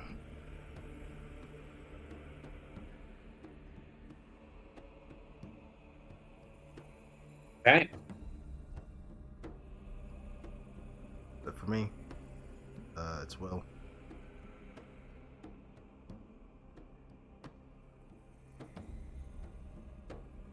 Mr. Osprey, do we have you? Seeing his good buddy 40 go down, he's going to spend one of his precious spell slots. Going to pull out one of the big guns here. Go ahead and fire off at the Mimic. First level magic missile.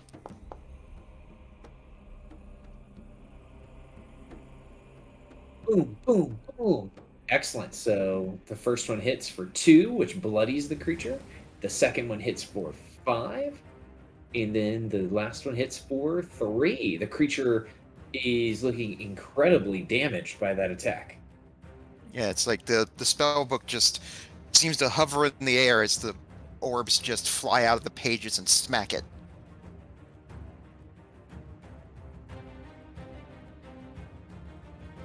That'll be all for me. It squeals in pain your goblin friend Alaric will. Can I scream. drop my +1 dagger as I start going down its mouth?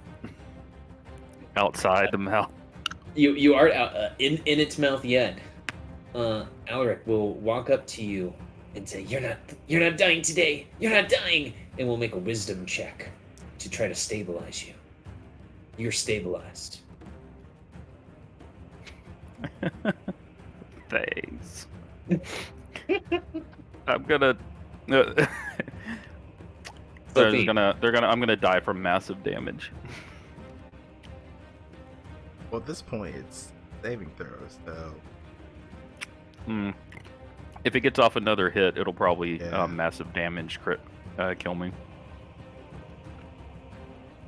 yeah, that's hey Sophine, you see this mimic is barely holding its oozy body together. And I take my long sword and shove it in its mouth, and then try to rip it out through its head. And you do so. Oozy blood kind of covers the walls as you slay the mimic. And we will end combat there. I will walk over to 40, look him over, and will give him 1 hit point.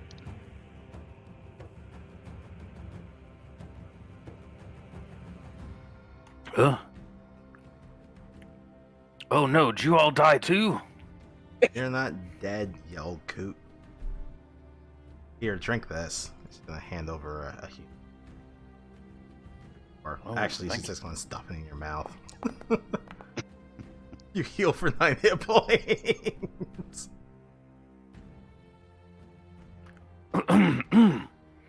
Oh, thank you. Ooh. Oh. The mimic coughs up nothing of value. Everything is damaged beyond repair. Raylan or Sylphine glares at this thing, embarrassed and kind of enraged that she was caught off guard. And will down a potion of healing. Well, Maybe we should just be a little careful when we start touching things now that we know there's mimics around.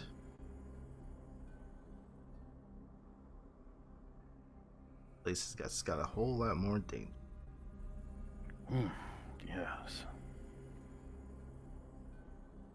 yes, yes. Well, I'm glad everyone's safe now.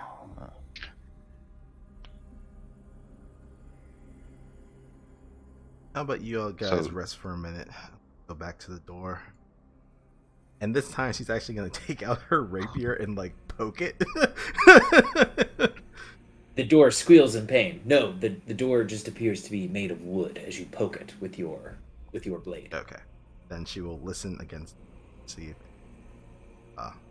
is moving on the side before opening. DM, are there any 10-foot poles in this room of many items? You can find 4 goblin femurs that you could kind of like tie together with twine and string to create a 10-foot pole. 10-foot bone pole. All right.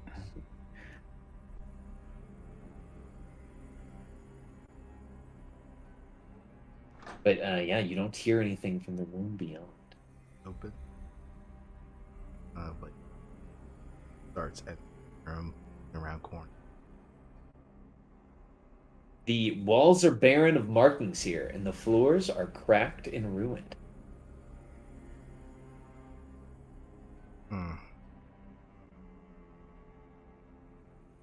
One done that. Oh. She'll tap her rapier the door. Well, figured out what the door on the other from the other side of that stairway was. Well, that's good. If my I'm just gonna poke this skeleton with my 10-foot bone pole. if my memory of direction serves me right. The skeleton falls to the ground and turns to dust.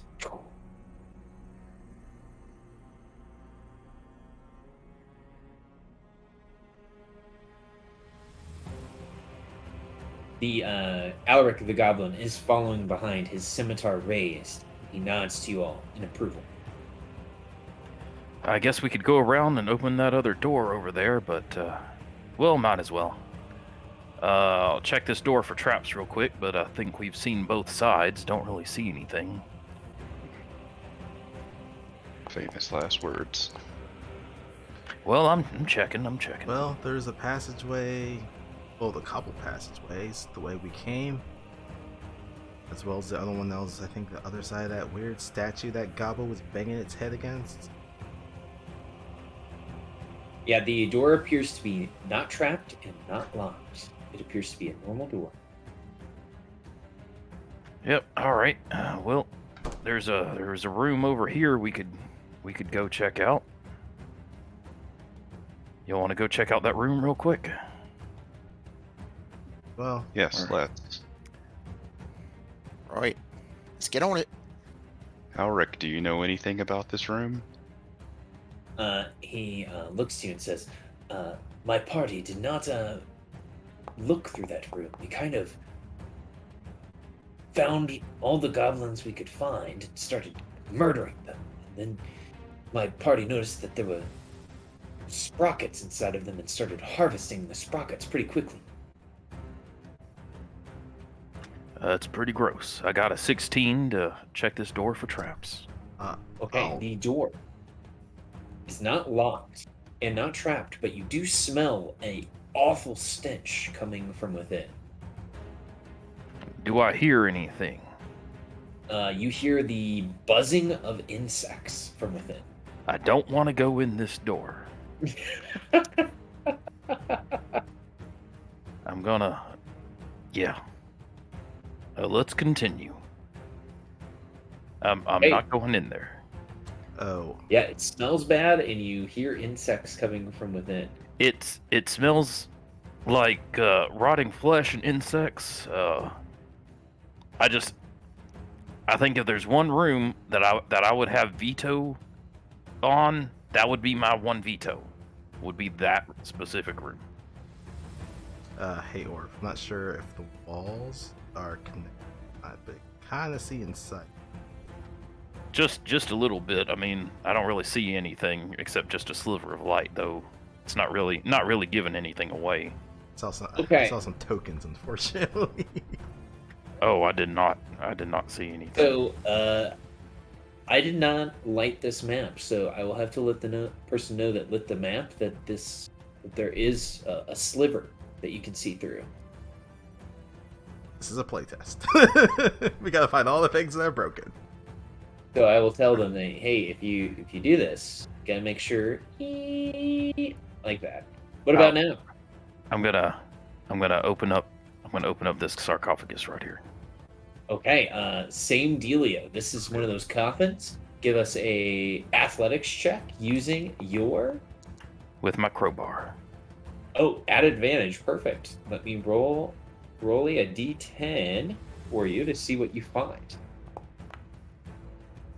Ooh, okay. So as you look through the coffin, let me roll a d4.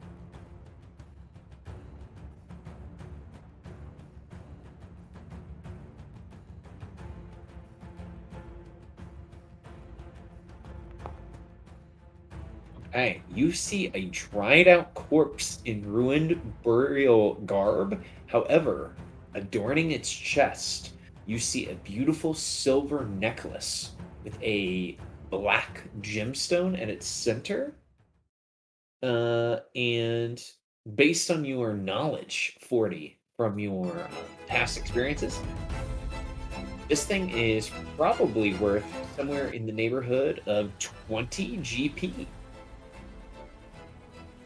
Well, all right. Wilhelmina said no curses, no takesy backsies. So I'm gonna go ahead and take this this necklace here. Absolutely.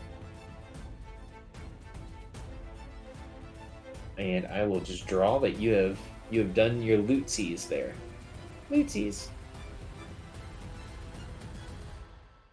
And I'll just follow someone around while I add that to my loot sheet.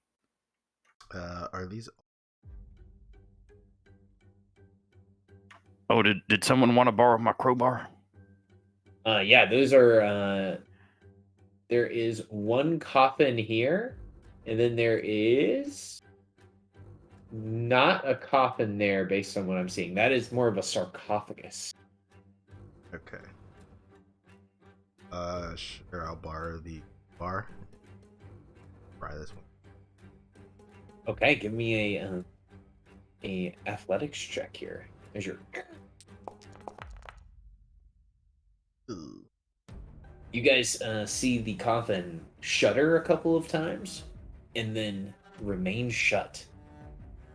Must be magically sealed. Yep.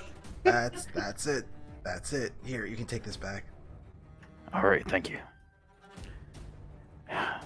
Now, were they using Ulrich? Were they using cogs from the goblins as part of the door mechanisms? The goblin looks to you and says, "Yes. They would pull the cogs out, I believe, and it's kind of hazy, but I think yes, they were starting to collect the goblin body parts." Hmm.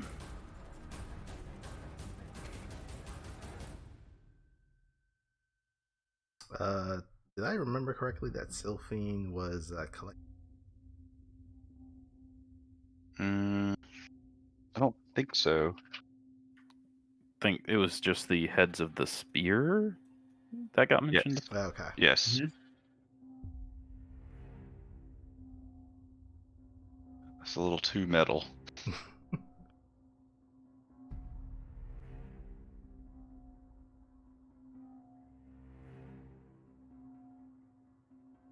Well, we went south. How about north? Well, I think the order went this way over here. It just depends on if we want to, how they say, 5-star this dungeon or not. Sure. I mean, you know, we can go as far as our health potions allow, I suppose. Gets kind of tight up here. I'm not sure I really like the looks of it up there. Maybe we should go the other way. Something more direct. Don't tell me you're scared of narrow passages. Well,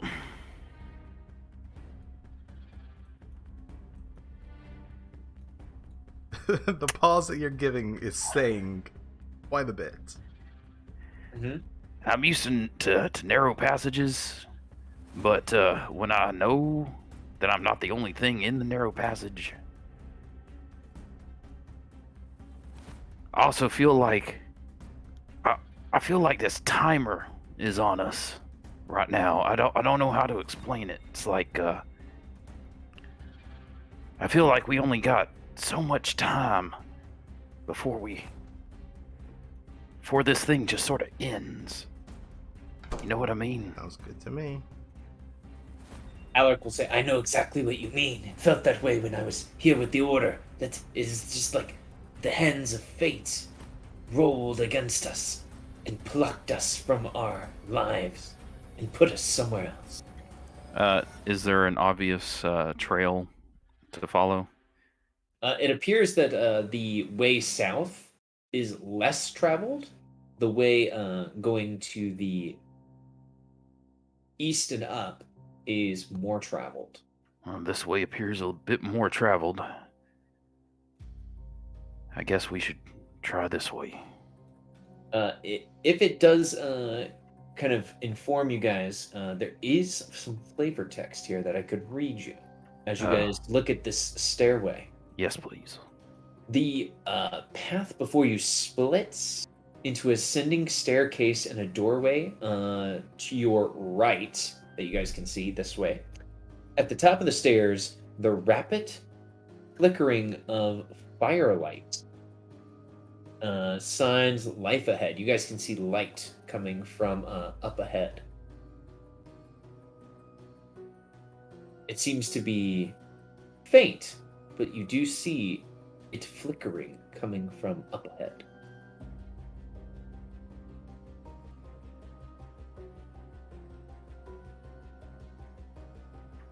Hey, Sylphine, we might be getting close to our goal. You wanna pop one of these sarcophaguses? Sure. I mean, you're try- gonna dive into a, centuries old mausoleum of sorts. You gotta see what sort of tomb loot you can get. or what type of disease we can walk out of here with. I mean, diseases don't last that long. Maybe you'll get a mimic as a souvenir. Ooh, yeah, you pop that bad boy open, and yeah, you get a. Let me roll a d10 for you here. Ooh, okay. So as you pop it open, you see that there is a dead body. Its facial features, its skin have kind of dried up, revealing to you nothing of value. All right, I let the lid of the sarcophagus slam shut and walk away in disgust. It's always a gamble. Oh, and hold on, you may find something else as you are investigating this room, or that sarcophagus, because that's a special sarcophagus. Give me 1 second. Well, don't slam the lid and alert the whole place that. Okay, yes, so what I told you was correct. You did find nothing in that special sarcophagus. Huh. That one looks so special, too. I'll try my luck again. Since that one popped open so easily, this might be easier than I think to check these out.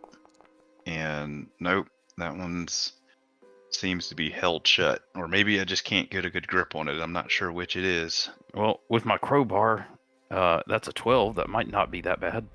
The nails hold still as you pull on the lid. It tries to break, but its fastenings are too tight.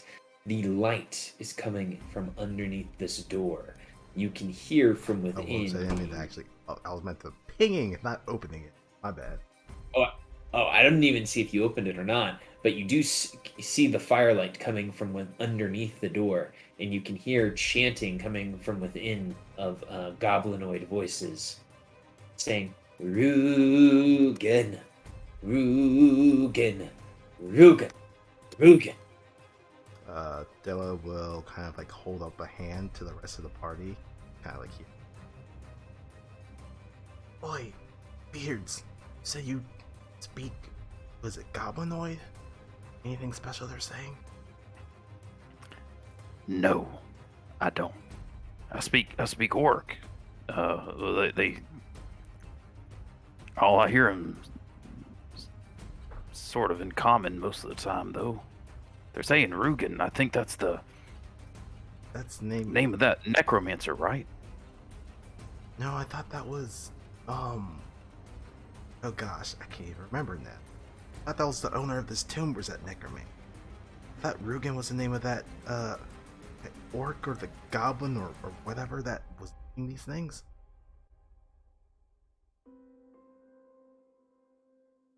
The small goblin will say to you, Rugen is the name of the goblins. Aha.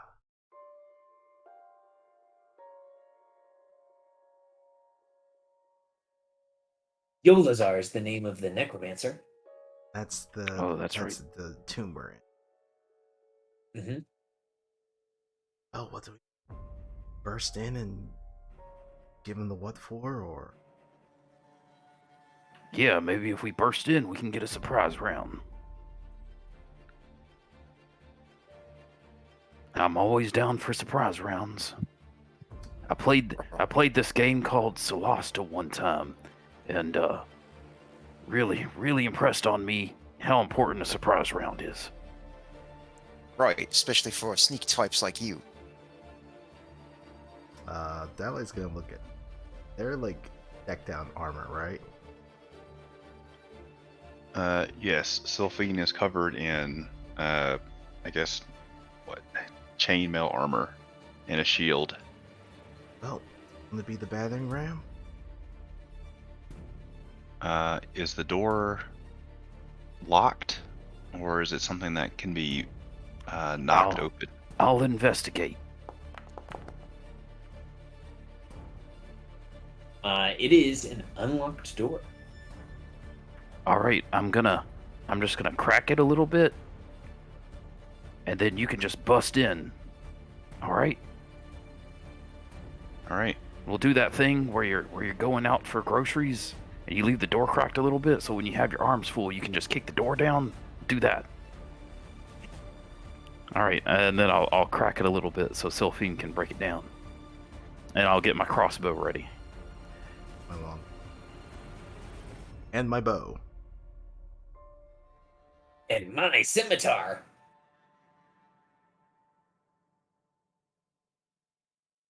All right.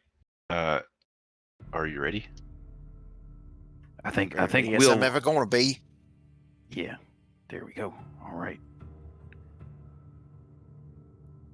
And you Okay. kick the door open. Yeah. Oh, inside, you see this creature staring at you from its seat. I fire. Okay, everyone can roll initiative as you kick the door open. This is a raid. Rugen says, Knock knock delivery. "This is a funeral." Glittering Goblin, maybe it has a future in Broadway.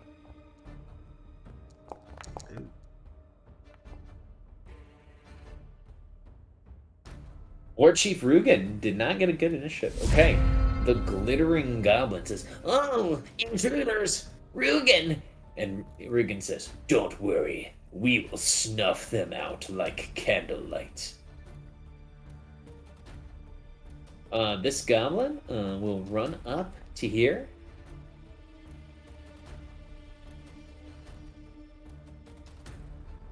And it's got a pretty good line of sight on Sylphine. So it just shoots a single arrow at Sylphine. And misses. Oh, I got it right in the cheek. Oh, okay.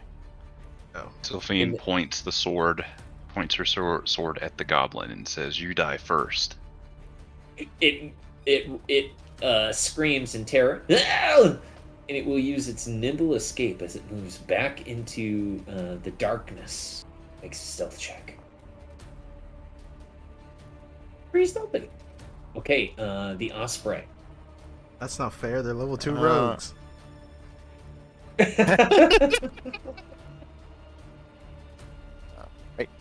I will hang here.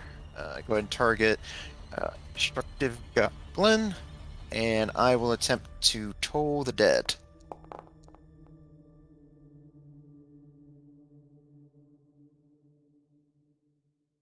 Solid roll, but it didn't come through. Yeah, I saw your roll up, but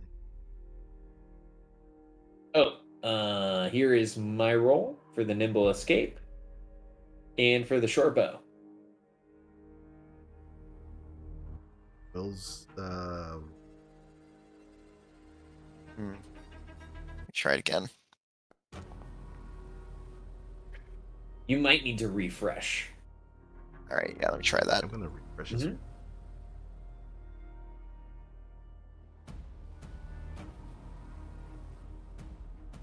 I'm digging this one shot. I like its flavor. These mechanical orcs and goblins. The betrayed party.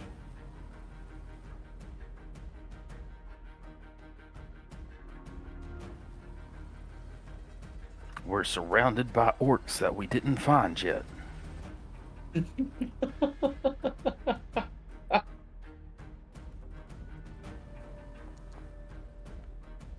There we Here go. we go. Okay, obstructive. We'll roll a wisdom save. Hey, it succeeds. All right, I'll go ahead and around like it's like you lot got this. I'll just hang back for support, and then that'll be all for me. Hey, Alaric, Alaric will. Let me reset its movement. Just so pop Boom. his art Okay. real quick. Yes. Look how cute that goblin is. It will move 5 feet here. That's 10 feet. Or, excuse me, that's 15 and 20 because it had to difficult terrain move past Sylphine. I believe that's going to be all of its movement there. It will point its bow at this goblin and it will take a shot. And the goblin goes, "Nani?" as one of the other goblins shoots it for 1 point of damage. It says, "I am no goblin." Obstructive goblin looks at it so confused and runs up, and they are about to have a goblin battle to the death as it swings its scimitar at your friend Alric. For 4 damage. Alrighty, 40. You can hear goblin slapping happening in the other room. All right. Yeah. Let's see. I don't really want to get involved in a whole lot of difficult terrain. I'll just move to there for now. I'll say, oh, why don't we just take out this Rugen guy? That chair's probably well, someone get next to Rugen so I can and get him distracted. And I'll since I got sneak attack, I'll aim for this one up here. There I go, little aim thing. I've been looking through the annals of fourth. Oh my gosh, that is a huge hit for 10 damage on your crossbow. That's a bloodied goblin. That's a very bloody That's a goblin. That's a dead goblin in one shot. I'll back around the corner a little bit so that I'm not in anybody's way. And that's my Bloody. turn. You can scratch one into the butt of your crossbow. War Chief Rugen, at the start of his turn, you hear him gain 1 Paragon action. Oh no. Also, can you pop his art too? Yes, I can. Thank you. He will step forward here, and he points an object on his shoulder at Alaric, and you see a pulse begin to kind of glow on his shoulder as he fires a cannonball from his shoulder-mounted cannon at Alaric. This motherfucker Iron Man? Does 2 damage to Alaric. He will then move up to him, and as a bonus action, he will bully him and try to shove him to the ground.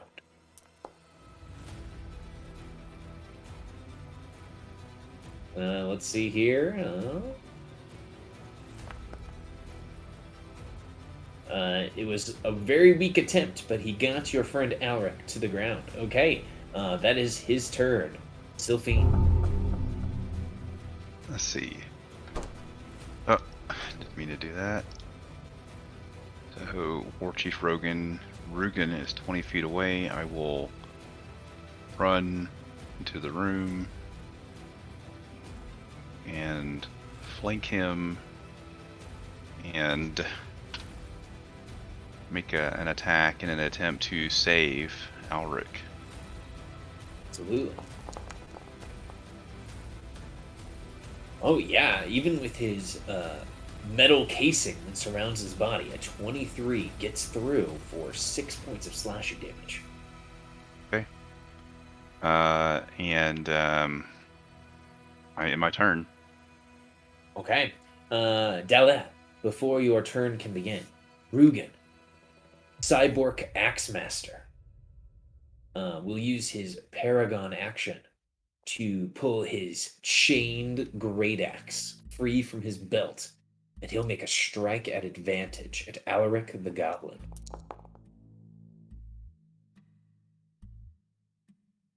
A 14 is enough to hit for 6 slashing. Your ally is bloodied. Dala, you're up. Alright, Dallas.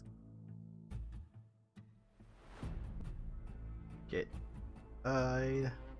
Alright. Small goblin south.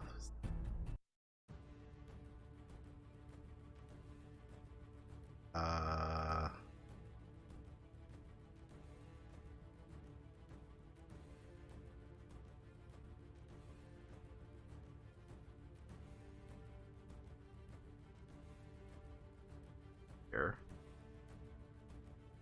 Target him and we'll just shoot him with a crossbow. Or sorry, long. Oh. Ah. The 7 pops off of his metallic armor. Well,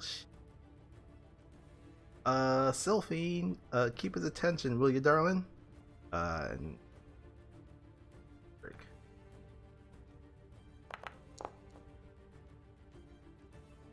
Well, didn't roll now, but have that on you for the next 10 minutes. Well, that is it for me.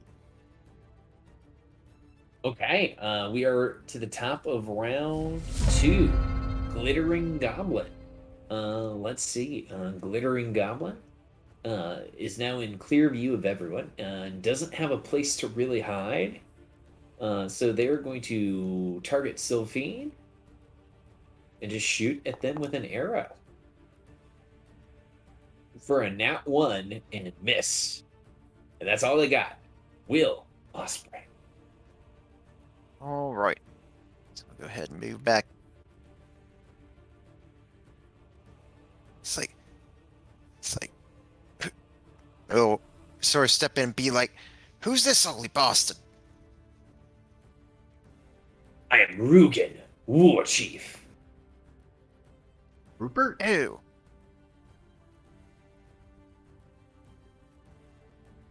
Say your name was Rupert. It's Rugen.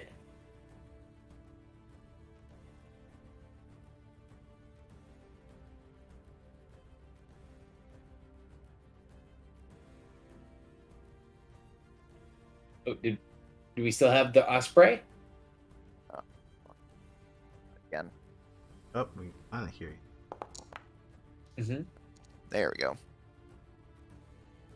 Oh yeah, a magic missile definitely hits for 14 damage. Nearly max damage. And War Chief Rugen is bloodied after that shot. Like, and Osprey will tip his hat, be like, right, I'm off then. I'll just sort of pop back around the corner here, and then that'll do. Okay, Alric is going to stand up from prone with half its movement. Is going to nimble escape to disengage as a bonus action.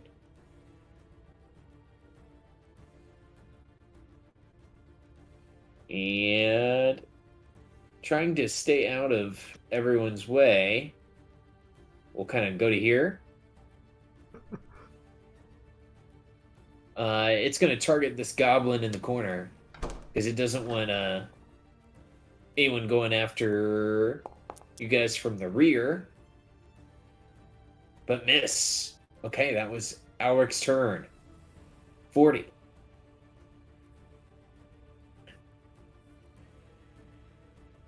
See, 10, 20 to get right there for difficult terrain. Yeah.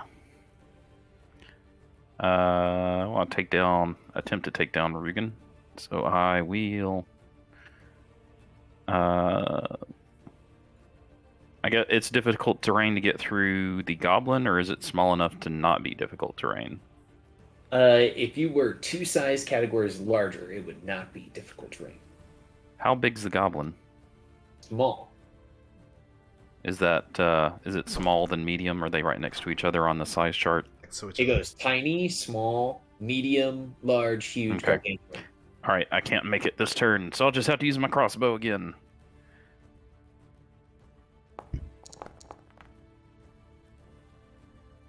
Okay, a 17 is enough to get through the plated armor of War Chief Rugen, or 8 and then 1 sneak attack. All right, and then this is just for the animation because I didn't have him targeted before. There goes the arrow. Mm-hmm.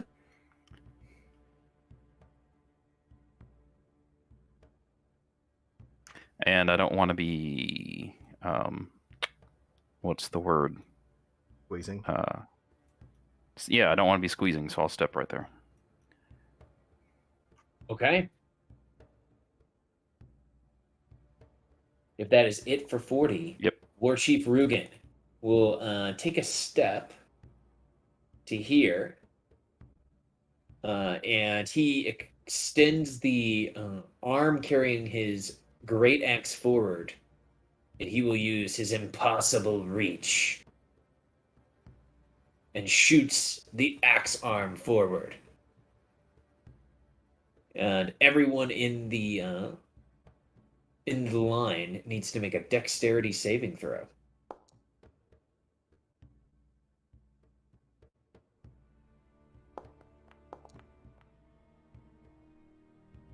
Okay, you guys both make it, and because you make it, you take no damage from the extendo arm of the creature. He will target you, Sylphine, and as a bonus action, he is going to attempt to shove. Okay. So here's an athletics check.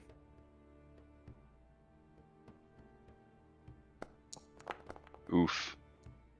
Nat 1. Okay, so he's able to shove you prone as a bonus action.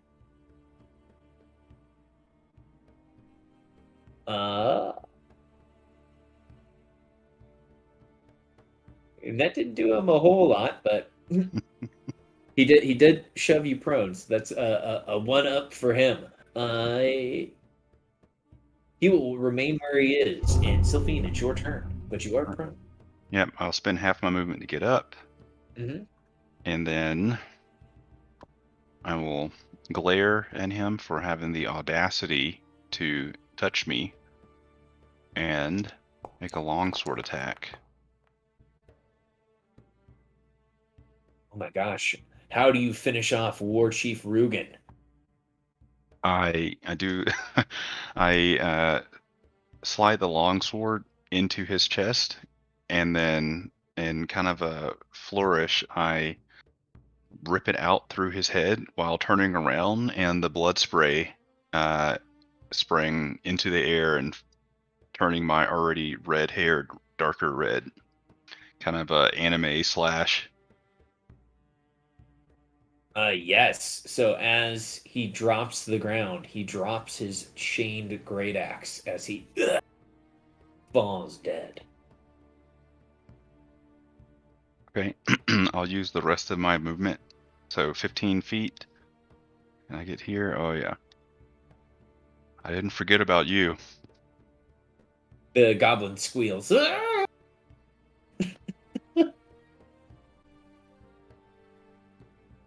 Okay. Dahlia.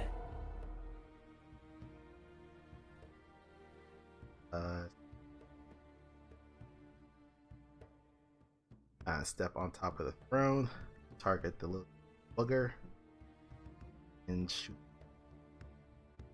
Absolutely. And I'm going to give you advantage because he is terrified after seeing his leader go down. 13 hits for 6. Straight in the leg. Ah! It grabs at his leg as it kind of squeals in pain. Well, if you know it's good for you, you may as well give up. That's it. Hey, at the start of round 3, the Gabo, you see that it is actually free of mechanical artifice. It throws its hands up into the air and says, "I surrender."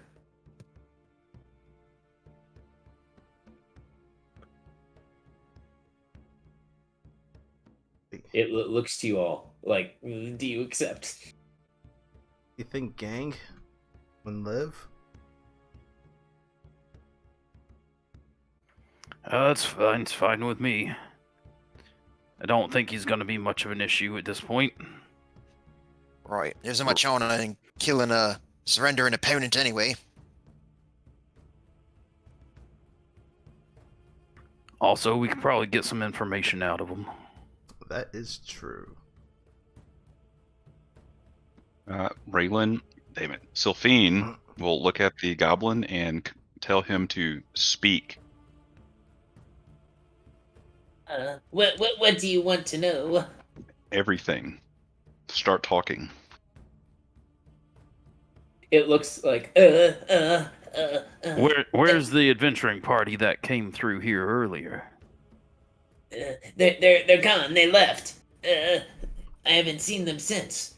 as the body of Chief Rogan kind of goes into its death throes after being finished off by Sylphine, you see from it several gears drop, and its axe lays glistening in the firelight. And the goblin continues to stutter. They're gone. We have just been here, praising our lord, who's now dead.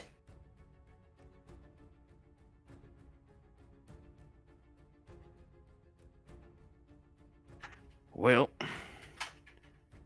if they're gone, I guess that answers that question for now. The only mystery left is what was behind that door.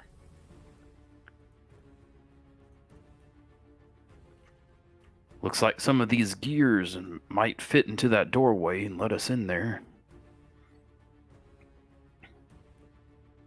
Yes, you see the gears that Rugen's body has dropped appear to be the missing gears you would need to open the puzzle door. I'll gather them up, but I won't like it.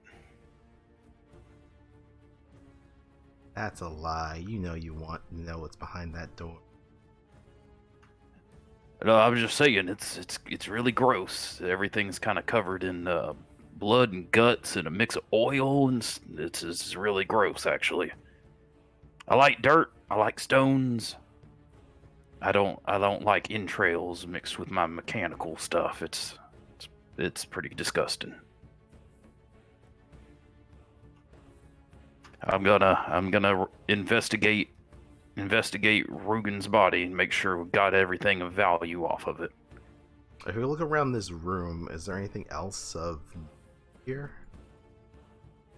Absolutely. As you guys are looking around Rugen's kind of throne room, and the goblin is basically on its knees, hands up. There is the axe that I have mentioned. There is the gears. There are 2 stone sarcophaguses in the room. And there is one of those loculi that appears to have several skulls.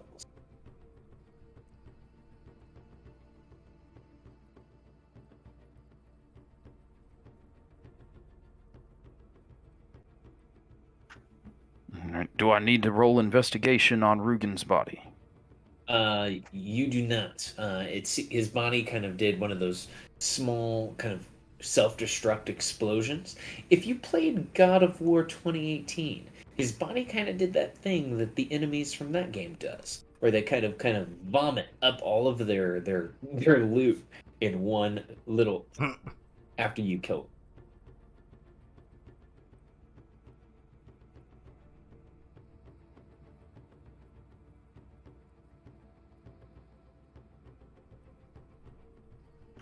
All right, I just gather up the gears. Do we want to open this? These 2 sarcophagi? May as well check them. Right. Did Sylphine explode when she picked up the great axe? Did Sylphine explode? No. Oh, okay, just checking. This axe, it is a great axe, but it also functions like a whip. Do you have a strength of 15 or higher? I do. Okay, let me drop this chain great axe onto your character sheet. Sweet. So yes, it is a great axe with reach. Can it be used like a polearm, or is it just a heavy weapon? So essentially, as you're wielding this great axe, as you swing it, the axe head will extend out on a chain. Gnarly. It's very 90s. I would imagine Spawn using a weapon just like this. Seems like something out of Mad Max. Mm-hmm. I could see that as well.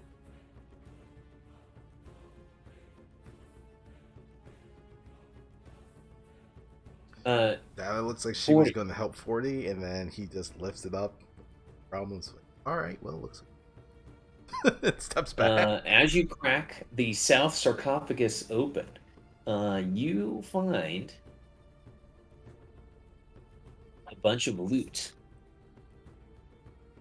138 pieces of copper, 72 pieces of silver, and 3 pieces of refined onyx, each worth 10 GP. See, little goblin, you could be telling us about these sort of things. Get on our good side. He says, If he's keeping his loot in places, you should be telling us about it. I mean, you saw how he popped there's- open that lid. You could do the same to your There's head. loot in that one. There's loot in that one. Don't do that to my head. I've seen him do it.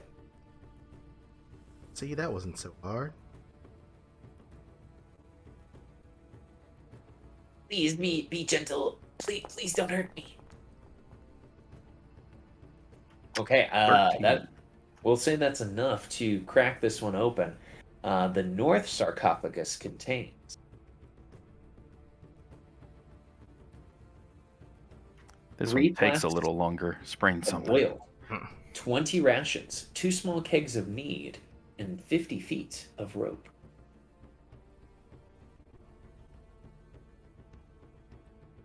This is definitely the best rope I've ever seen.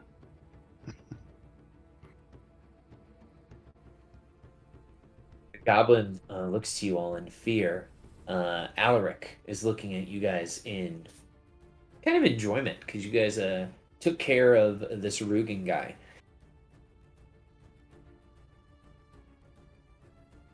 Well, looks like your party's gone. You starting to remember any more detail about what's behind that door with the gears? Looks at you and kind of shakes his head. No, I'm afraid not. Maybe if we got past the door, I would be able to tell you more. All right.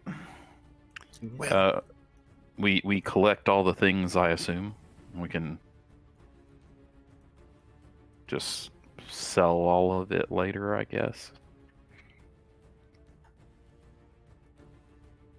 Absolutely. You're trying to say something, bird boy? well, we don't have to sell everything. That mead looks pretty good. Oh, I agree. We can have ourselves a little bit of a celebration when we get back. Actually drink some of the good stuff and that piss they.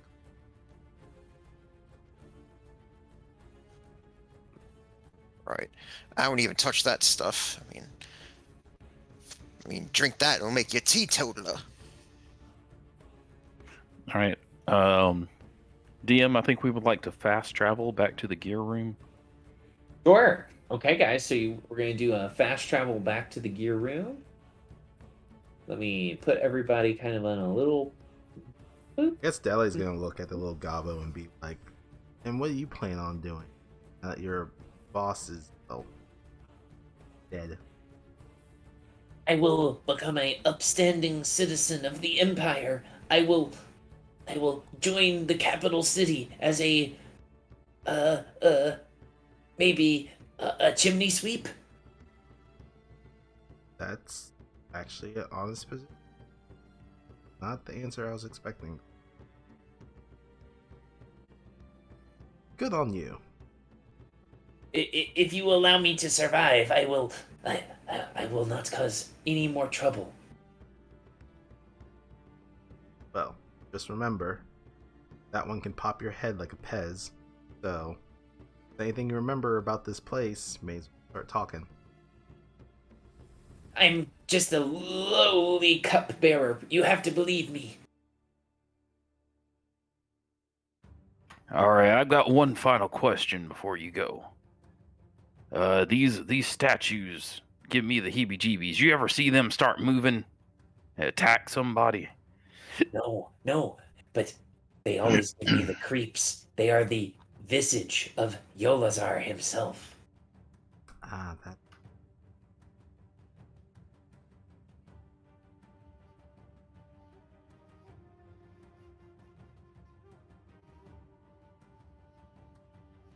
Well. Hey, Beaks, do you want to help me put this puzzle thing together? Right. On my way then. Dale is going to cast Mage Hand, and will take some of the cogs from Pretty and start assembling the door. I'm gonna do this from a distance, just in case something happens. Yeah. Or I'll stand right beside them, following along, saying like, "Oh, yeah, these are some really good instructions. I think I've seen a furniture store that sells pieces. You put them together like this. They don't have words on them. They just have the pictures." Oh, was it IK? I think I've heard of that place before. Yeah, something like that.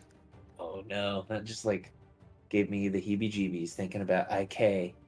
I think they tried opening them up in the Elven capital. They're expanding. Yeah, here they even got like a cafe. Have some really good meatballs.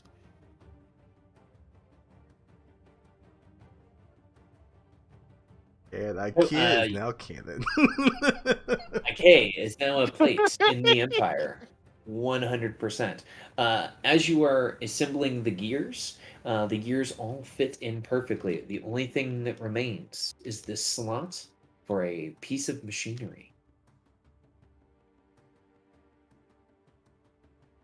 For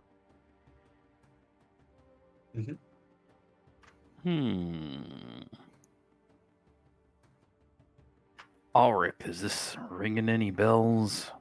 There's a slot for a piece of machinery here.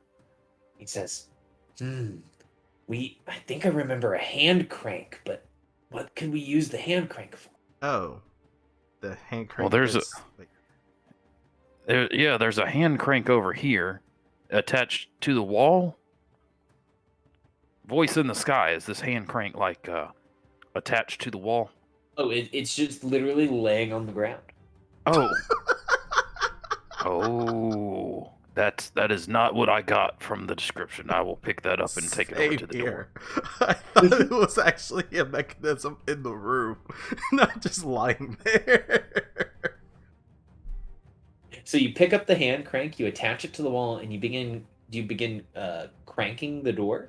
I believe we were supposed to turn it counterclockwise, according to that book. Yeah, Dela would go back Sure. over and read that passage in the book. I scroll up.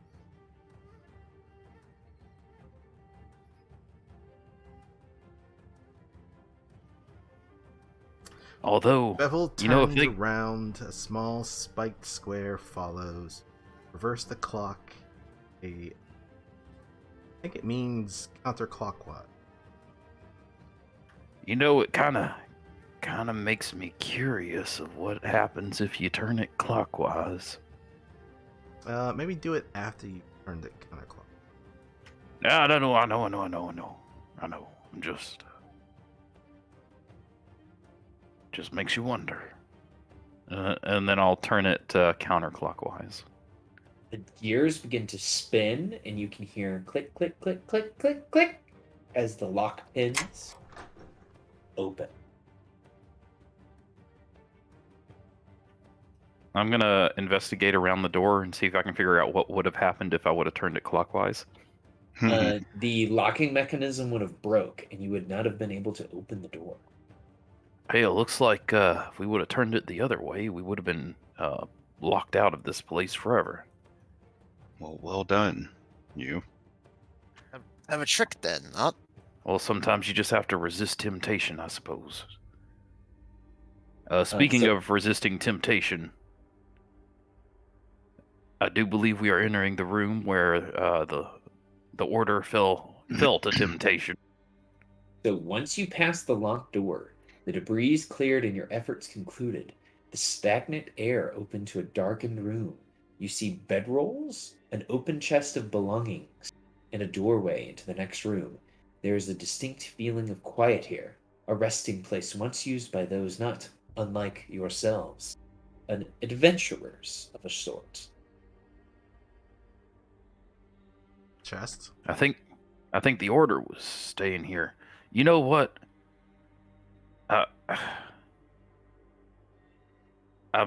Everybody just get ready. I'm just gonna poke this thing with my goblin bone pole. Don't need another one of them mimics coming out. I poke the chest with the pole real hard. And the chest does not come to life and attack you all. Alaric says aloud, "We used to camp here. This was our camp." Behind the door, the puzzle door? He says, "Yeah, this was our stuff." Well, it's not a bad idea. I mean, you secured the other door. You set up in the corner there. You can see anything coming at you, and it seems pretty secure. I guess they probably took anything of value with them, but we should investigate, see if there's any clues about why they would have turned on their friend. And said something about a gym. Told them they could have power if fell to the dark side, and you were like, "Nah, I don't want to do that," so they killed you. He nods. You remember where that gym came from? "I think we have to go through this door." All right. Of course. Well, I think I should investigate this room first. Okay. Possibly with help to get advantage. Dala will help you, especially this chest. Okay, the chest is unlocked and appears to be untrapped. Do you open? Will you? Inside, you see these items.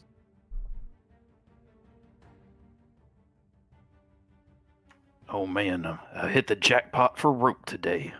Why are There's you a always mo- going on about rope? I mean, what are you going to need? What are you going to need the rope for? Well, I've got 2 beards I need to replace. And then, sometimes you got to tie together. And then I used a lot of rope putting this pole together. It just comes in handy. Never thought of it that way.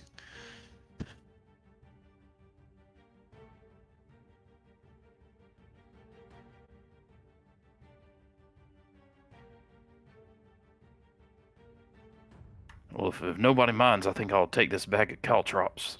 Always wanted one. Make me feel like a real rogue. Oh, you. Every, I'll take the other. everybody else is taking cunning actions. I'm gonna have to look into that too. Oh, mate, you don't need to talk about yourself like that. You're always been a real rogue to me, and I've only known you for like what, a week? It's fine. You don't have to know cunning action. It's because all these goblins can do all the same thing that you eventually will do. Oh, look, a crowbar. Always good to have goals, mate. Always good to have goals. Dala will crowbar, and I guess the flask of axe. There we go. All right, then Well, if you're gonna take that acid, I'll take one of these healing potions then.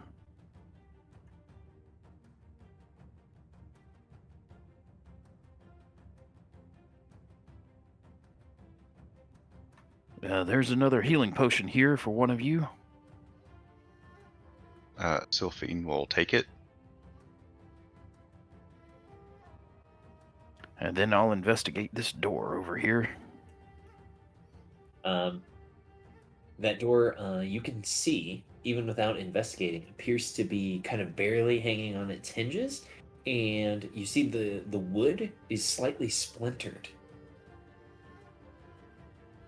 I'll take a step back and push it open with the pole.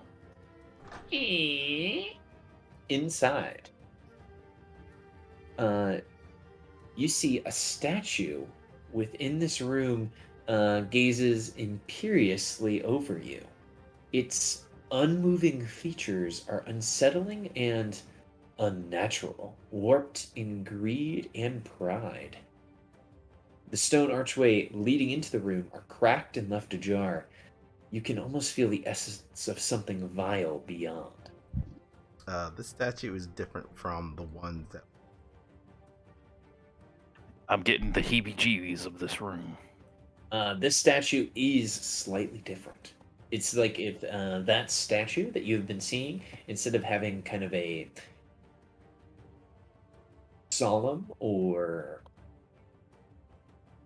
mysterious look, has a rictus grin, but it appears to be of the same person. Ah. I just get the sense of evil in this room. Oh, something's come back to me as Alaric kind of barges through. Oi, oi, don't start running. Be careful. We entered this room. The order did, and as we got closer to the statue, we set off a glyph, and we had to go back into that room to heal. Oh, that's Hmm. good to know. That's real good to know. All right. Ulrich, I think you should get back a little bit. You're looking a little bit hurt. This door seems to be. It is open. The door is kind of blasted off of its hinges, and it looks like you could just enter into that next room. Dahlia will use her hand to move it over to the statue. Dahlia. Huh? Before I see you moving your mage hand over there. Now look here.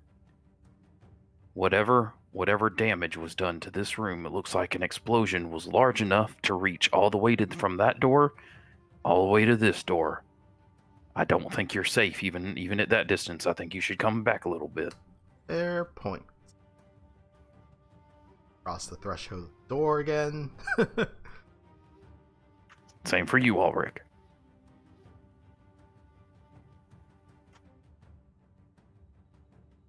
Oi, buddy, come back here. Ulrich. And Alaric will kind of sneak through you guys, kind of crawling on his hands and knees. All right. Now, Dahlia will send her mage hand. Poke the face of the statue. The statue does not react. It kind of stands there silent in solitude. I'm gonna shoot it. She'll make the mage hand do a boop on its nose. The statue appears to be inert. Whatever glyph was guarding it appears to be gone. Your crossbow bolt is embedded into the rock of the statue. Oh, I guess it's safe enough. You know what? Y'all stay back for just a moment. I'm just gonna poke around with that pole, and I'm just gonna go through, and I'm just gonna poke with that 10-foot goblin bone pole all the way till I get to this door. Okay. You find the triggered glyph. So, it's already been triggered, so no threat to you. And you see that there is indeed kind of a blood trail as someone was dragged through this room. And you see that the trail comes from the room beyond yours, the one you were standing in. Looks like Ulrich was killed further through this room. came back this way. I wonder why they even bothered to drag his body at all. A lot of trouble just body. Maybe they any other would-be adventuring types like us. Like, oi, come through here. Serve as a warning, you think? Oh, sorry. Accidentally closed the door on you.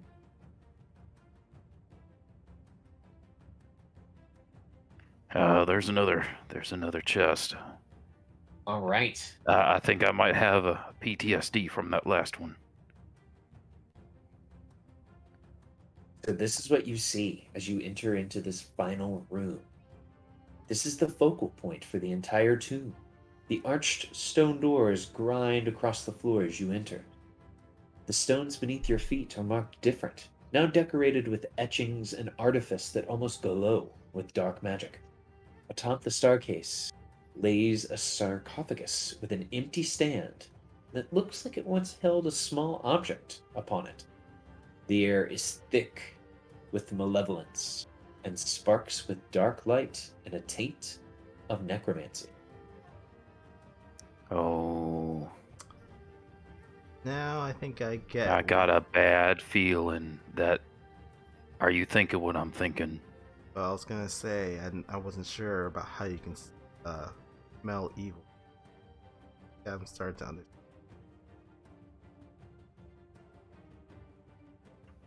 Are you thinking? Are you thinking that stand over there?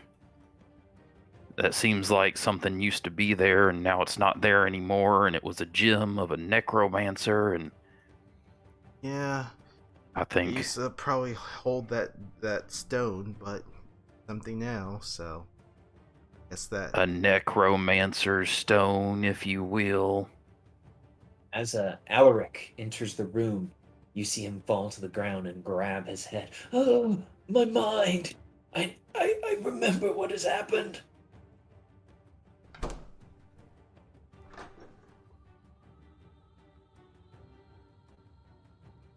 Good there, little guy?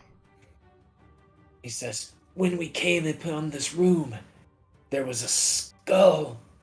A skull on that stand. And as we approached, it flashed with magic. And my allies became warped. They turned into man and machine. And they turned their fury upon me.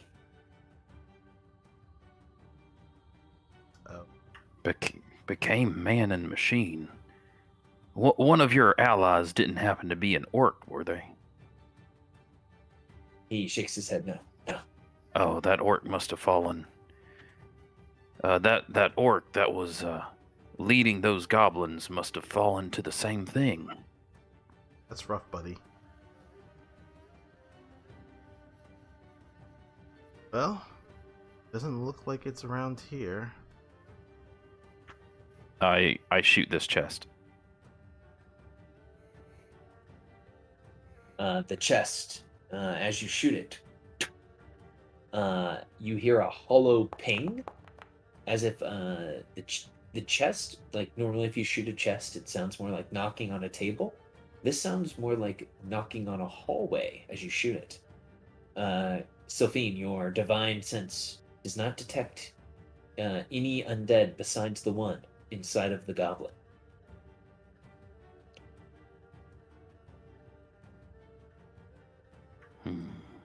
Yeah, so there is a hollow sound as you hit the chest, unlike what normally would come out of it. Anyone else hear Well, that it's- odd sound?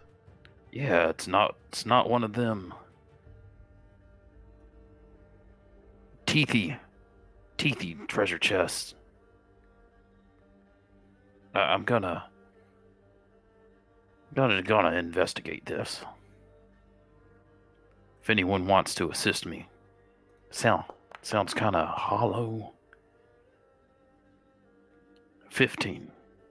Okay. As you, the chest is not trapped or locked. As you maybe open the chest, you see that it reveals a small open passage behind it, and you can see a glowing gem inside of it.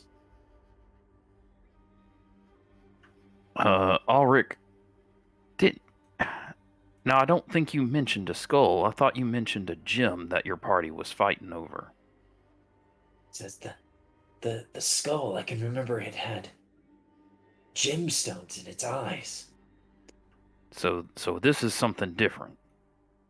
He looks at you and says, "It looks the same color as the gem that was in the eyes." And he grabs at his head. "In the scuffle, one of its eyes may have came loose." I don't think we should touch this directly. I'm gonna get a bag and try and Oh, perfect. get a dagger Use and Mage just Hand to sort of. lift up the gemstone. Is it Okay. way that'll less work. enough for Mage Hand to pick up? Like Yes. I think it's like 5 or 10 pounds or something like that. Mm-hmm. This is definitely light enough for a mage hand to pick up. Okay, and then we'll just, Here, just kind of just put it in this bag in the here. bag.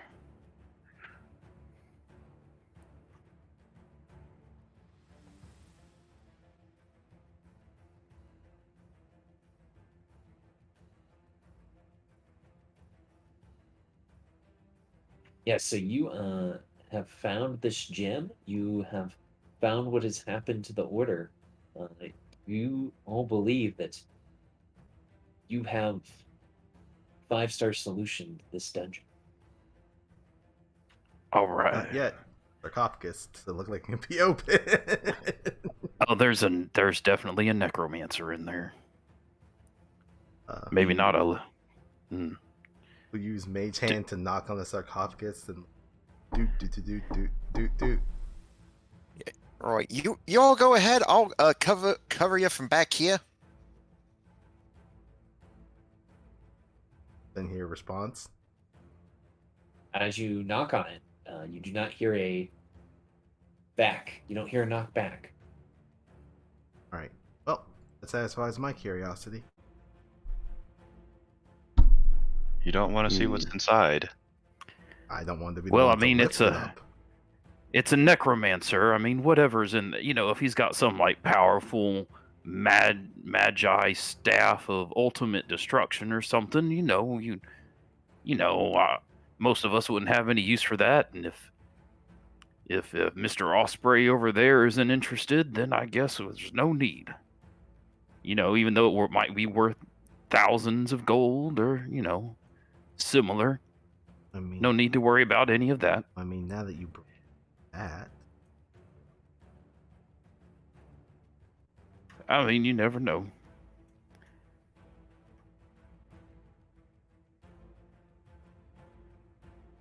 Tell you what, though, if anyone does want to open it, I'm going to take a few more steps back. But feel free to borrow my crowbar back here. I'll just be back here. if it looks like Sylvian is gonna open it, Dally will assist. Okay, you crack open this sarcophagus. As you open it, it is suspiciously empty.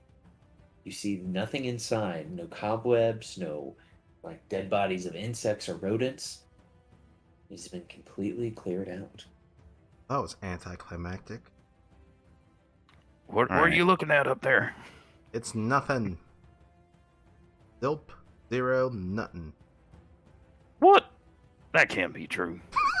You run back up.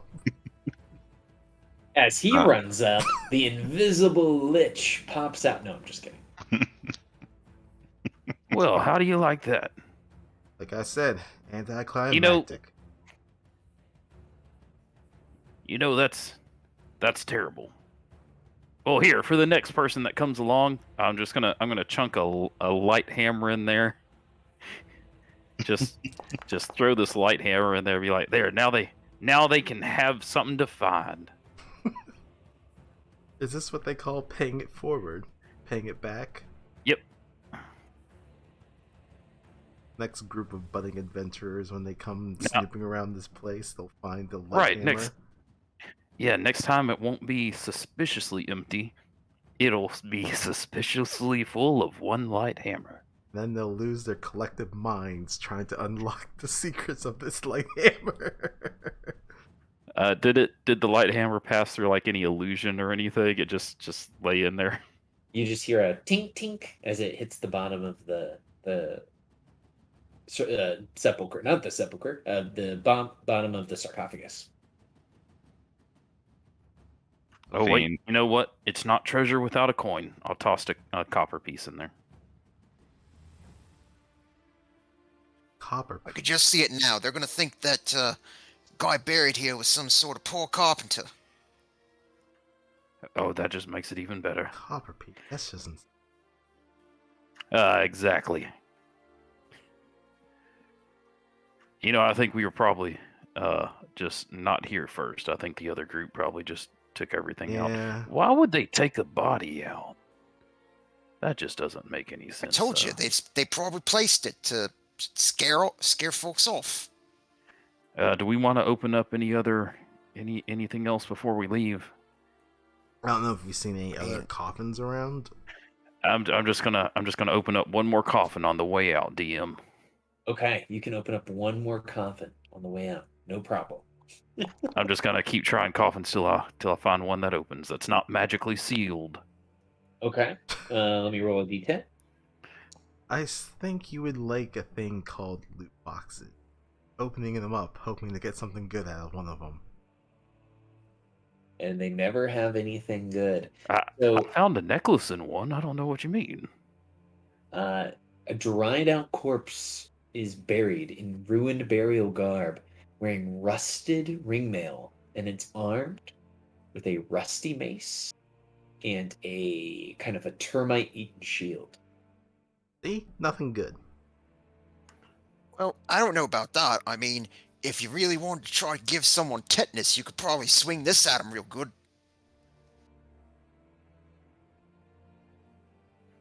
Yeah, that's pretty messed up. All right, we got. Hey, Ulrich, what are you gonna do? Are you gonna let that goblin have its body back? He nods. He says, "Well, I guess we'll see what happens as we ascend out of the tomb." All right. Well, I guess we head to the exit. Do you still want us to take your body, or do you want us to like put you to rest in here? Or, I mean, it's kind of cleared out now. I think it. Hey, you want your body to be like in this tomb over here? It's unoccupied. You could be like, you know. I mean, that's pretty nice. Pretty nice sarcophagus. Probably have to pay like 2,000 gold to be buried in a place like that. He says, "Please take me back to the Empire and give my body to my family." Oh, okay. Sure. Yeah, and you guys can kind of fast travel to the entrance and make your way up. You know what? I think I'll just maybe we should just lay claim to this place and sell burial plots. That sounds like a good way to make a living. This is some nice place to be buried. Now that there's no more necromantic energy. Sell burial plots, timeshares. We can make a business out of it. Yeah, I mean, you imagine the Halloween parties you could have down here. As you guys are ascending the stairs out of the dungeon, you see that the spirit of Alaric begin to slowly leave the body of the goblin, and it kind of does a Infinity War fade away as it kind of floats up into the light at the top of the stairs, as you have kind of figured out its final task and saved it from its fate. And have unlocked the final flavor text. After defeating Rugen and putting Alaric to rest, you return above ground to reunite with Wilhelmina, your patron, but you discover she is missing. You see there are several dead and detonated Gobbots littered about, testifying to the skill and dedication of her now dead bodyguard. His body was thrown a good distance away with a gaping impalement wound in his chest and trampled broken limbs. Hidden beneath his cloak, you see the emblem of the Emperor's Royal Guard. There are obvious tracks leading away, along with the occasional littered bits of Gobbots strewn along the path. It should be obvious that, without your patron, there is no way to get paid for the information you now possess. It would be a good idea to track her down and rescue the missing patron. And I will take you guys back to the landing page because you have completed Quest 1. Did we just get Huzzah. stiffed on our payment? What the fuck? Old 40's getting too old for this. Yet somehow I feel more spry than ever. Yes, It's all coming you back guys, to you, old man. after finishing that adventure, would definitely have earned enough XP to level up to second level for the next adventure in the series. 100%. I feel like I could use a bonus action to do something useful. I think I get another spell slot. Excellent. Well, More guys, spells. Woo! that was adventure 1 in the series of Quest for Heroes. What did we all think of the adventure? I only died a little bit, which is a lot better than dying a lot, so Yeah, that was neat. I thought we were going to eat it pretty early on there. The exploding goblins. It's a interesting challenge. Yeah. Yes. Depending on how those rolls and would have eat through my 9 hit points. Oh, Yes, yeah. the goblins were malfunctioning. Let me just reveal that to you guys. So they essentially had the confused status.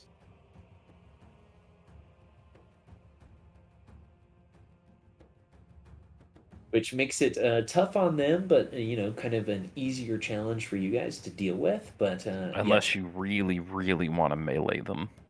yes, unless you really just are like, that's all I got. I think And then- after you see the first one explode, you're like, probably best to not touch these. Mm-hmm. I agree with that. Yeah, I had a lot of fun running this adventure.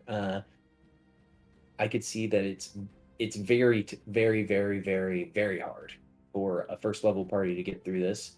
Well, I think it was without overall the fine. motion. I think getting caught off guard by the mimic that Mhm. that was a little of a oh shit, expecting that. Yeah, it hits like a truck at first level. Yeah. Mm-hmm. In the room that you skipped, that was filled with the smell of death and buzzing insects, there was zombies in there. So you would have had to deal with goblin zombies Oh, cool. or orc zombies that looked like that. There was one other room that you guys skipped. Inside the room, if you would have investigated the coffins, you would have got attacked by giant spiders. Aw. That Ugh. actually looks question mark. Yeah, so there was only a couple things you guys skipped, but of course, Wilhelmina Volantis is missing, so you guys don't get paid. Mm. Unfortunately enough. Could you put Have that. could you post the loot into the chat, please? Sure. Yeah, you just never know what's going to happen, so we could definitely at some point in Rhyme Future play this again because we might have a week where we have 1 or 2 people who can't play. So then it's like, yo, we're playing Quest for Heroes. So we had that. So you guys figured out that the Order, they got transformed by that skull of that necromantic artificer. They're on the loose somewhere, and they had no qualms about killing their allies.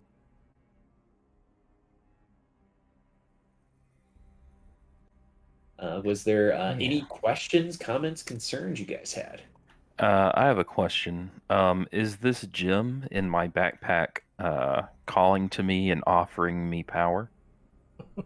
The gem is glowing, so you could see it through the kind of the surface Mm-hmm. of the sack, Is it- and it's definitely a kind of a one ring situation where it's like whispering in your ear to like hold me Yeah. and attune to me.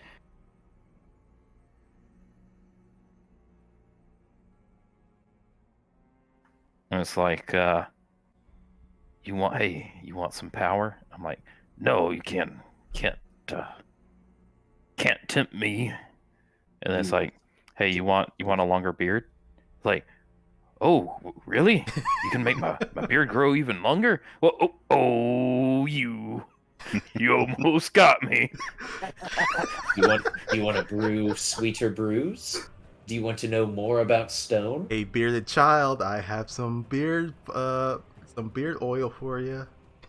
Mm-hmm. Sign this contract, and I can give you a free lifetime supply. What do you say?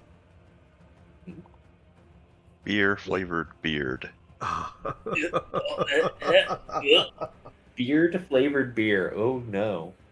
But yeah, the adventures are slowly getting kind of finalized, slowly going to be released. Yeah, I think we're still doing wait, I think someone else is also doing wait, Orph, are you doing another playtest on this first one? Yes. So I have another group of people that I'm going to run through the first adventure. I'm going to scale up some of the stuff because some people want to or are too scared to do a level 1. So I'm going to run them through it at level 3. But one thing that I figured out how to do, everyone, is I made Giphy monster templates.